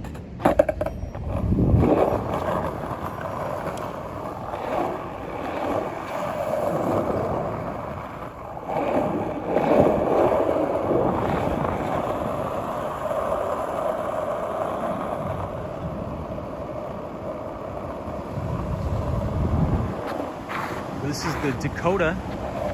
Mark Davis says things opening up. Now Magic Walker in Toronto, good sign. And the border opens up on August 6th, nice. The Magic Walker says, Mark R. Davis, I'm doing well, hope you're doing well too. IDK says, I'll be back. Well, thank you for joining, thank you for stopping by. We are here at the Dakota. Hey B says, how are you tonight? I'm really good. Hope you're well, thank you for joining the stream. We are here at the Dakota, the famous Dakota here at Central Park West and 72nd Street. Just skateboarding around. Kilo says, before that, I was in Jamaica, Queens. Boring. Bay says, yo, what's up? What's going on? Hey, Swing Boxes is here. Thank you for joining Swing Boxes. The Magic Walker says, I went to my favorite McDonald's today and it is closed forever. Also, my favorite pub is closed. And another retail store I went to, Ontario, has got really bad for lockdowns. That's really crazy. Shiloh says, yes, I've been a long time bucket list to see New York City in the fall, especially Central Park. I love New England in the fall. I lived in upstate New York after college, working on a dairy farm. That's awesome, Shiloh. That's really cool. Hey, Destructionist says, Tom, do you live in Manhattan? Yes, I do live in Manhattan. I do live in Manhattan, absolutely. And B says, across from Strawberry Fields. ABX Girl says, yeah, the lights are off, people are asleep.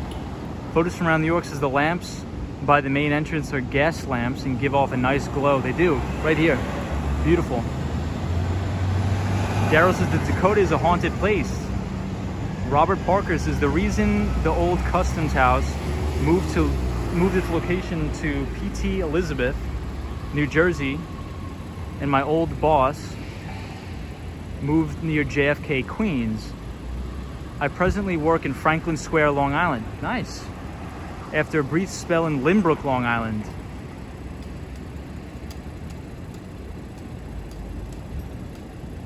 Mark Davis says you took pictures right in the archway. That's amazing.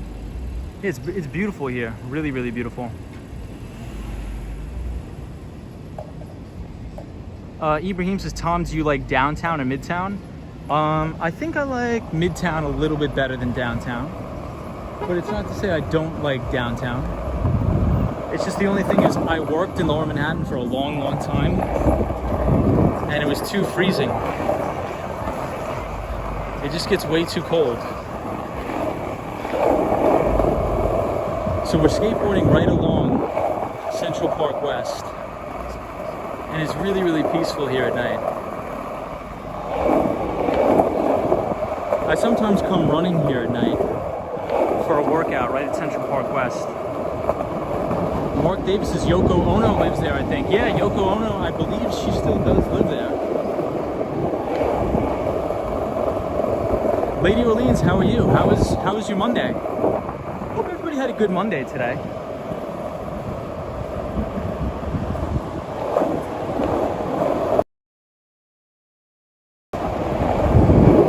Very beautiful and peaceful night.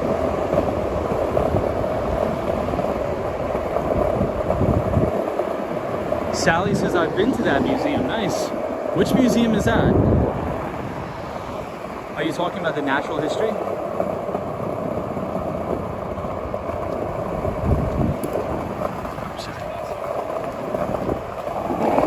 Excuse me, sorry about that. I like how the people just like walk, they take up the whole sidewalk.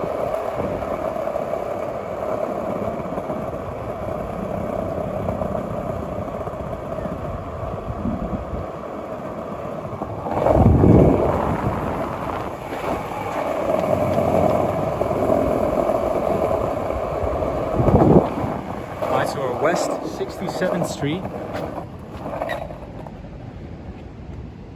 And this is the entrance to the Tavern on the Green, which is an extremely famous restaurant right here in Central Park. And Daniel G says, my daughter has got a picture with Michelle Pfeiffer on that corner. Wow. I don't know who that is, but I'm assuming that's pretty cool. That's awesome, Daniel.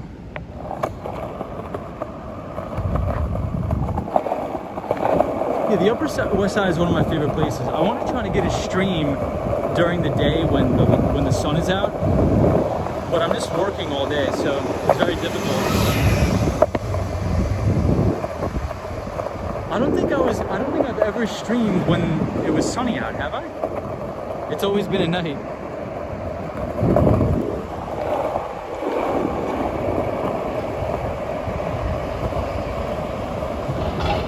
What type of camera are you using and what gimbal? I am using an iPhone 11, and this is just a regular gimbal I got off of Amazon for like, I'm not even sure how much money I paid for it, but I'm not sure of the brand. I have to check. It's like Osmo something. Oh, check out the architecture on this building. Beautiful. This is 50 Central Park West. Formula says, be nice to have 4 days school or a work week. That it would, I agree with that. Mark Davis says, I know Magic Walker, but things are better now. A few months ago in Toronto. Sally says, yes, I've been to the Museum in Natural History. Nice. Hey, the ABX girl, have a good evening. Thank you for being here. Robert Parker says, but workers are returning to work in New York City as Penn Station seems quite busy nowadays. That is true. That is very true. Penn Station has gotten a lot busier. That is true. But Robert, you have to come into the city and go to the new Moynihan train station. The place is beautiful. That place is really, really a work of art.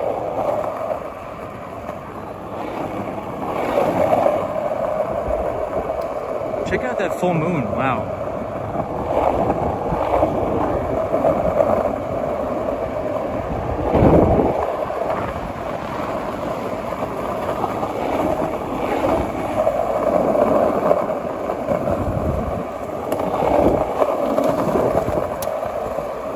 So we're coming up on 15 Central Park West. And 15 Central Park West is one of the most expensive apartment buildings in all New York City. This is where A-Rod used to live, as well as, I think Derek Jeter had a place in here. Hey, Allie says hi. Hope everyone is having a great Monday. What's up, Allie?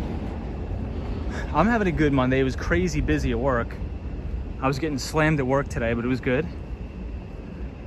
Allie is from Richmond, Virginia. What's going on? So this is 15 Central Park West. Daryl says, what companies are in enterprise sales? So if you think about like a big software company, think about a company like Salesforce, which sells CRM software or customer relationship management software. Any of the big cybersecurity companies. So if you want to work at a high growth cybersecurity company, I would look at a company like Okta or Zscaler or Ping Identity or something like that. Okta, Zscaler, Ping Identity, Fortinet, Palo Alto Networks, all of those. This is the Trump Tower.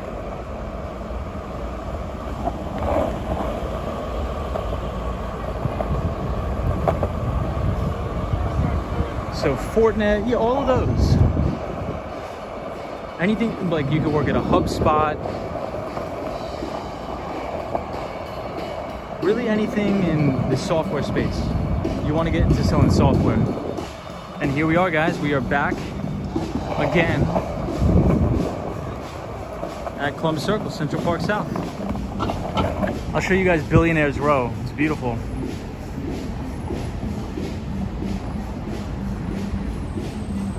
Photos from around New York says got to do an ASMR vid with just the sound of the skateboard. That's in the works. I am going to do that. Sally says, but I love the gift shop inside the museum. Hey, Charlie, todo bien. this is 59th Street, Columbus Circle.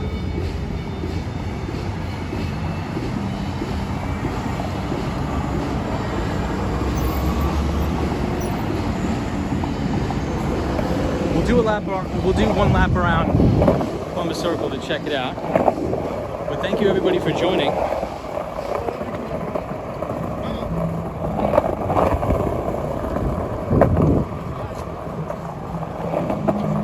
I spent the majority of the day in a client's office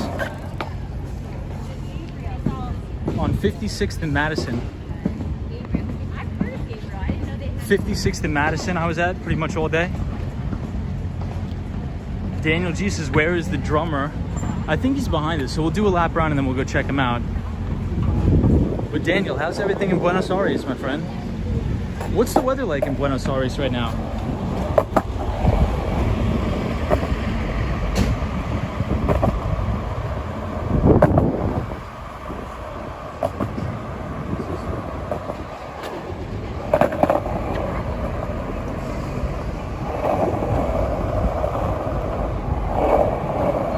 Here we are on West 58th Street and Broadway.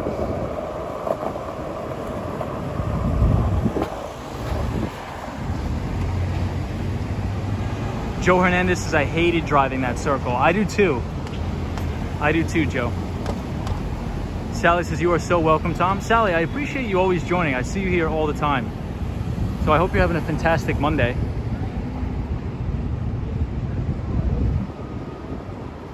Daniel's, hey, weather in Buenos Aires. Wow, only 47 degrees Fahrenheit? That's freezing. Wow, Daniel, that's freezing, my friend.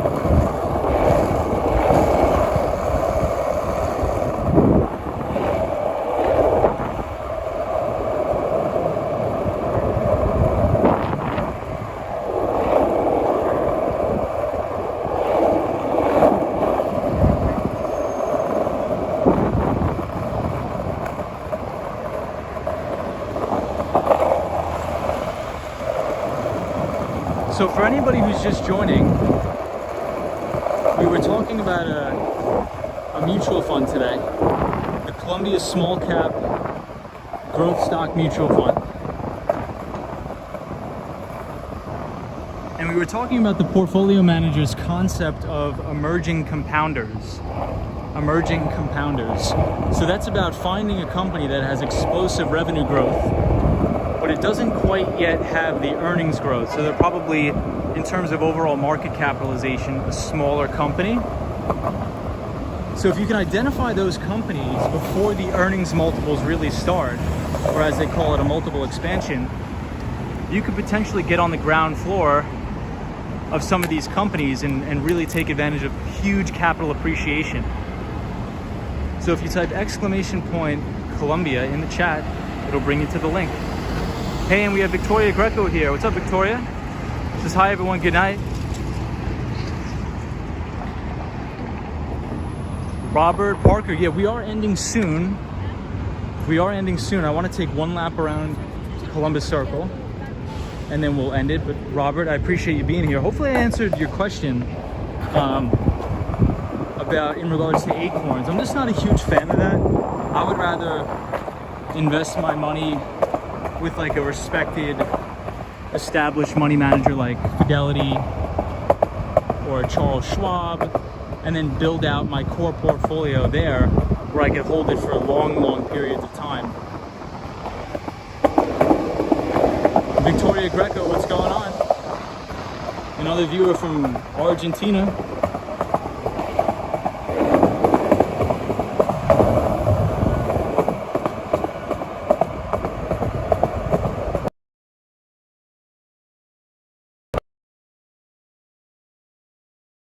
Jason, appreciate you. So I'll show you, we never come over this way, so I'll show you guys this building. It's really nice. Check it out. I think you guys are gonna enjoy this building. Hey, Jimmy Anderson is here. This is cheers from STL, my dude. What's up, Jimmy? Always love having Jimmy on the stream.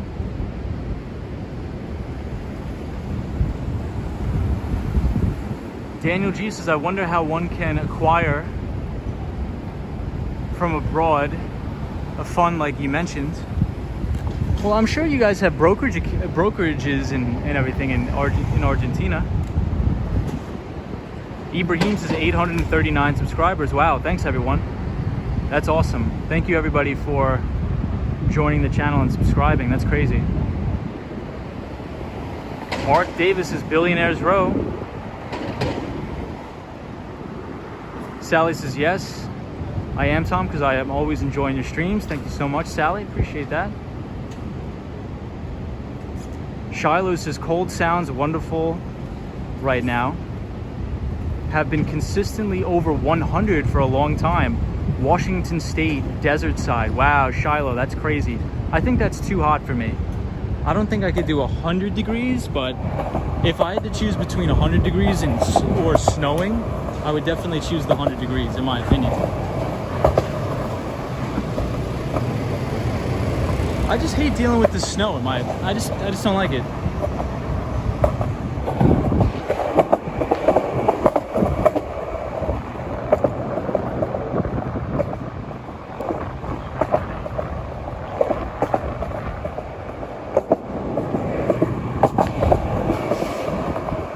Right here on Billionaires Row, everyone.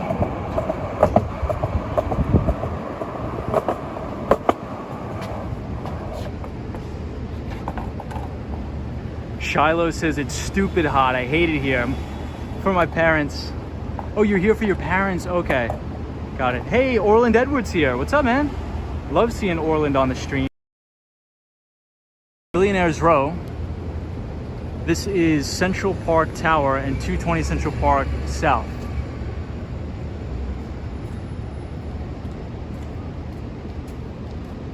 And this one is 157. And hedge fund manager Bill Ackman actually owns an apartment in that building. Shiloh says, I will not be where I retire. It will not be where you retire, hopefully. Penelope says, thank you for the entertainment and education. No problem, Penelope. Jimmy Anderson says, are Harry and Marv in that truck? Daniel G says, my broker offers me shares but no funds. Yeah, I would check. Yeah, Robert Parker, that's the Hearst building. Ann B says, nice. Jimmy Anderson says, love seeing the city at night. It's awesome, man. I appreciate that. But Daniel G, I would check out, like, if you want just a regular ETF that tracks the S&P 500, the ticker symbol is VOO. VOO. Hey, and we have RT here. What's up, RT? Always love you being on the stream. We're back on the board. Cruising around. We were just on the Upper West Side of Manhattan. We were skating Central Park at night.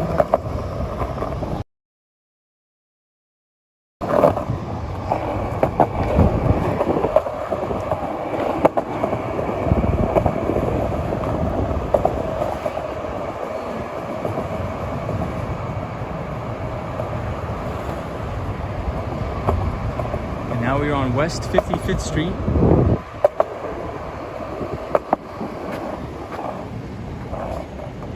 This building is nice too. Look at the architecture on this one. Right here on West 55th. Mark Davis is Central Park Tower. Daniel G says, okay, ETF. Thank you, Tom. RT says, you like the ultra skinny towers? RT, a lot of people don't like them for some reason. Ali says, do you have a favorite building in New York? I do. It's the Seagram building. SEA Seagram building. And that's on Park Avenue. And right now, so I was reading an article in the Wall Street Journal that the Seagram building is actually 40% vacant, surprisingly. So it is a struggling office building, but it's my favorite nonetheless. Shiloh says, wow, that's gorgeous. It really is. This is a beautiful, beautiful building here.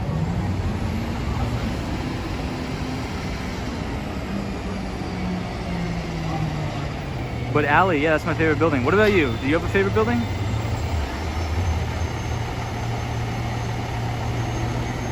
Robert Parker, that was the Hearst building. Or the Hearst Tower.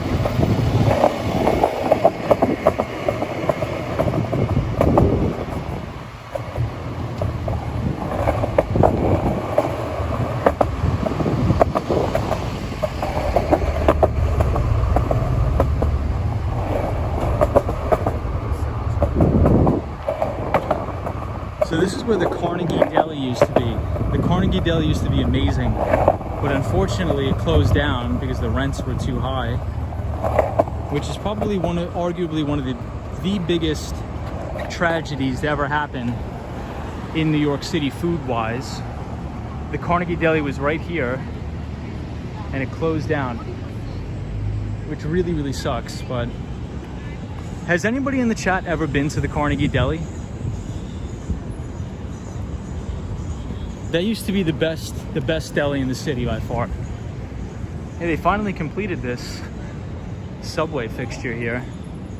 They were working on it forever. But yeah, right across the street used to be the Carnegie Deli. Right here where it's all abandoned used to be the Carnegie Deli. Penelope says, I love the lights at night. Anne says, yeah, oh my God, the best. Isn't that such a tragedy that the Carnegie Deli got closed down? Photos from around New York says, raise his hand very, very slowly. Yeah, the Carnegie Deli used to be right here. Terrible, closed down. Penelope says, I love the lights in New York City at night. Allie says, oh wow, I haven't heard of that building. I have to look it up. I think my favorite is the Empire State Building. Yeah, the Empire State Building is beautiful. I think that's the Swan's favorite building as well. Our pal, the Swan.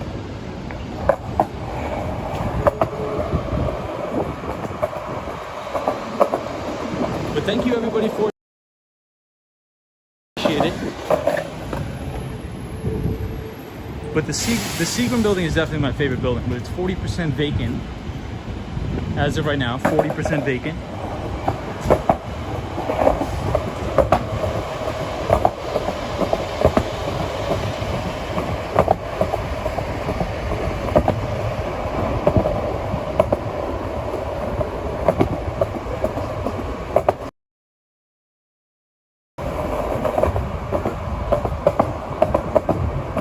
We are passing the New York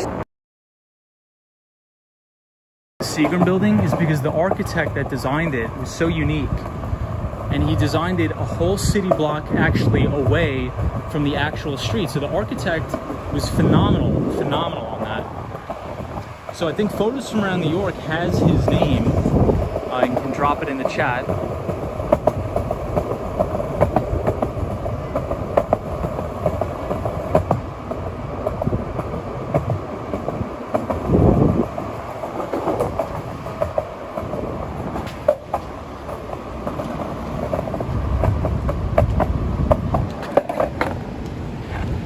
Alright everybody, now we are at West 55th Street.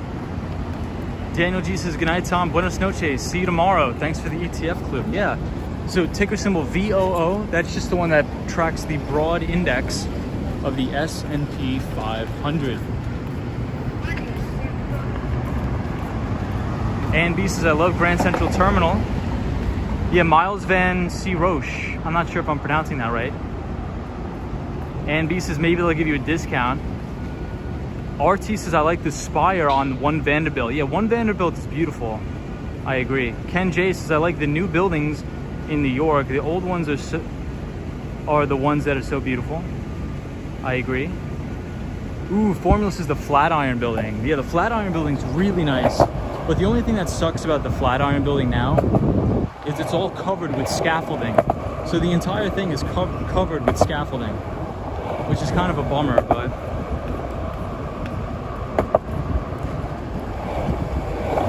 I can't believe how dead the city is. Look at how dead it is.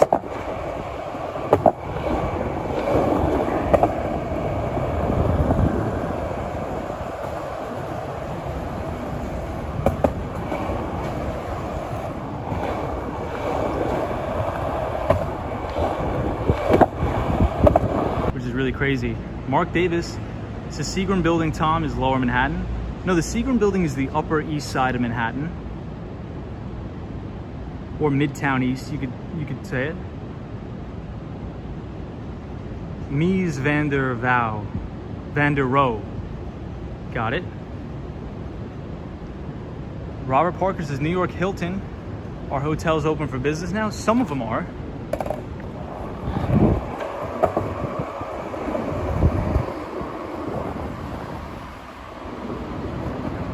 Some of them are, but This one is not. This one is still closed.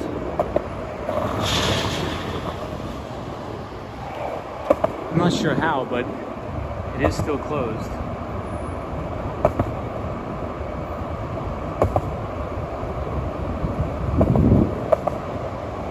So I'm gonna sit down here for a teeny bit. Hey everybody.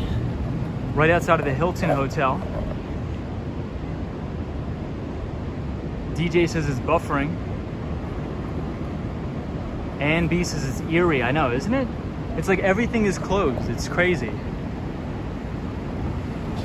Penelope says always discovering, but love the Flatiron Building. Yeah, Penelope, I like the Flatiron Building too, but right now they have all of the scaffolding there, which is crazy. And B says halal guys around the corner, I think.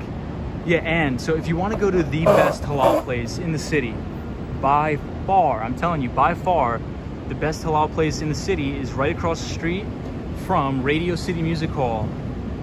And it's amazing. And it's called Adele's Famous. RT says it's going to be a while before Midtown is back to normal. I agree, but from what I'm seeing is there's a lot of people coming back. Like today, Midtown Manhattan was rocking, especially during the lunch break. It was packed, which is good.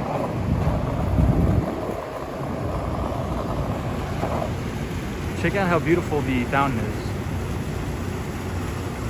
Jimmy Anderson says, have you ever seen Elliot, often from Howard Stern's show, while skating? I haven't seen it, Jimmy. Honestly, I have not. I have not. Yeah, RT says, nice to hear that. The Magic Walker says, I like the Hilton in Niagara Falls that I go to. See, that's one of the things I want to do. I want to get back to traveling. Once the Canadian border opens, I'm going to go to Canada. That I will do. I'm going to go to Canada. On the day it opens, the day the border opens, I'm going to go to Canada. Okay, maybe not the day, but I'm definitely going to go there.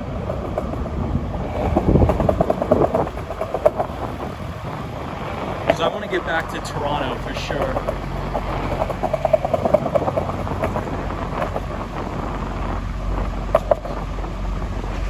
So here is the halal guys, which in my opinion is not as good. It is not as good as Adele's Famous.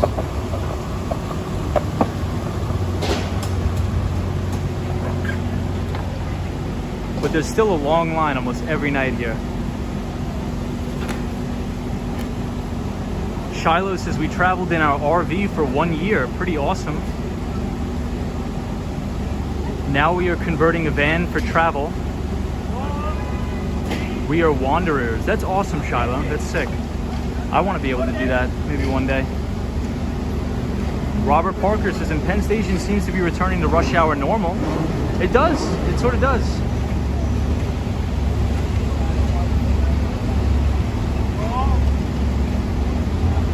Jimmy Anderson says, just kidding. He's kind of a weirdo based in Manhattan. I guarantee Joe Pepsi and Daniel Stern are in one of those trucks hiding behind fish. RT says Montreal is a pretty sick place. Magic Walker says, I love the falls and the casinos, walking around wax museums. Nice. That's awesome, the Magic Walker. I don't really gamble, but I would love to do that. Ann B says, thank you for your awesome tour. No problem, Ann B. Thank you for coming. Thank you for joining the channel. Photos from around New York says, yep, perfect. We got it.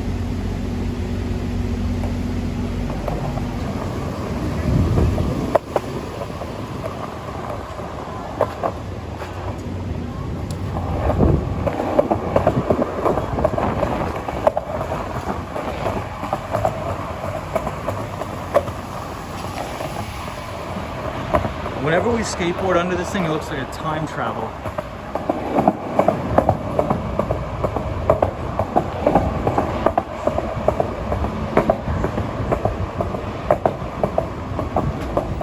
Check out this car. I think that's what, a Porsche Panamera, I guess? Looks kind of cool.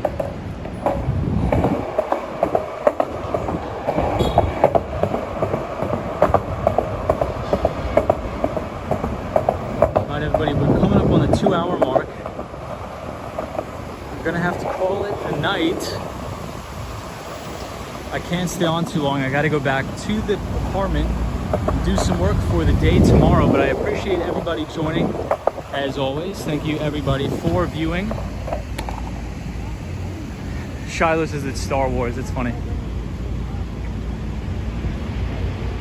Out and About says Toronto will welcome Wall Street Skate Row with open arms. Come and visit and bring your skateboard, for sure.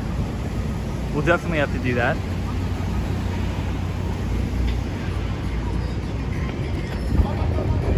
We'll definitely have to do that. I feel like if I go to Toronto, though, I feel like I'm gonna need to. I'm gonna have to look up like their rules for quarantining.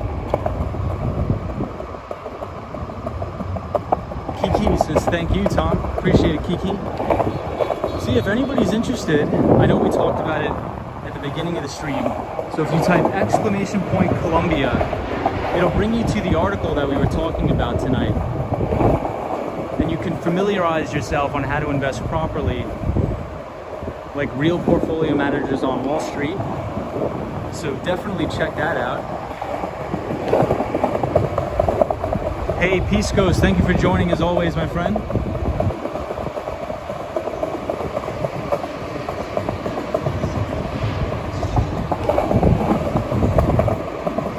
We are next to the BNP Paribas, which is a French investment bank. BNP Paribas.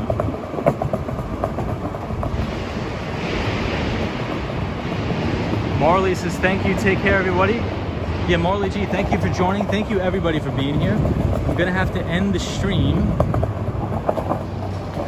because I cannot stay out too late. But thank you everybody for joining. I appreciate it. Dan Russell's here. Hey, what's up, Dan? Dan is just joining. The one, the only Dan Russell. Dan, we were analyzing, you could watch the replay if you want, but we were analyzing a specific small cap growth stock mutual fund, and we were discussing and analyzing their investment thesis into what they call emerging compounders. Emerging compounders. So I'll end it right here at the Mizuho Sales and Trading Headquarters. So if you look up here, everybody, this is a Mizuho, which is a Japanese investment bank. And this is their sales and trading floor. But we do have to call it a night. But I appreciate it. Out and About says thank you for taking us along. See you in the next one. Thank you, Out and About, for being here. Mark Davis says, will you come to Toronto soon, Tom? You don't need to quarantine if fully vaccinated. Ooh, then I may come to Toronto ASAP. I'll come very soon. Photos from around New York says make sure to smash the like button and be sure to subscribe. Thank you, Photos from around New York. I appreciate that. Hey, and we have Zap Allen here. What's up, Zap Allen? Says good night, Tom. Zap Allen, maybe tomorrow the topic of the stream will be about enterprise software sales and how to get a job at a big software company or a big tech company in sales. So we'll talk about that perhaps tomorrow. Dan Russell says, too kind, bro. Ooh, sounds interesting for sure. We'll watch the replay. Thank you, Dan.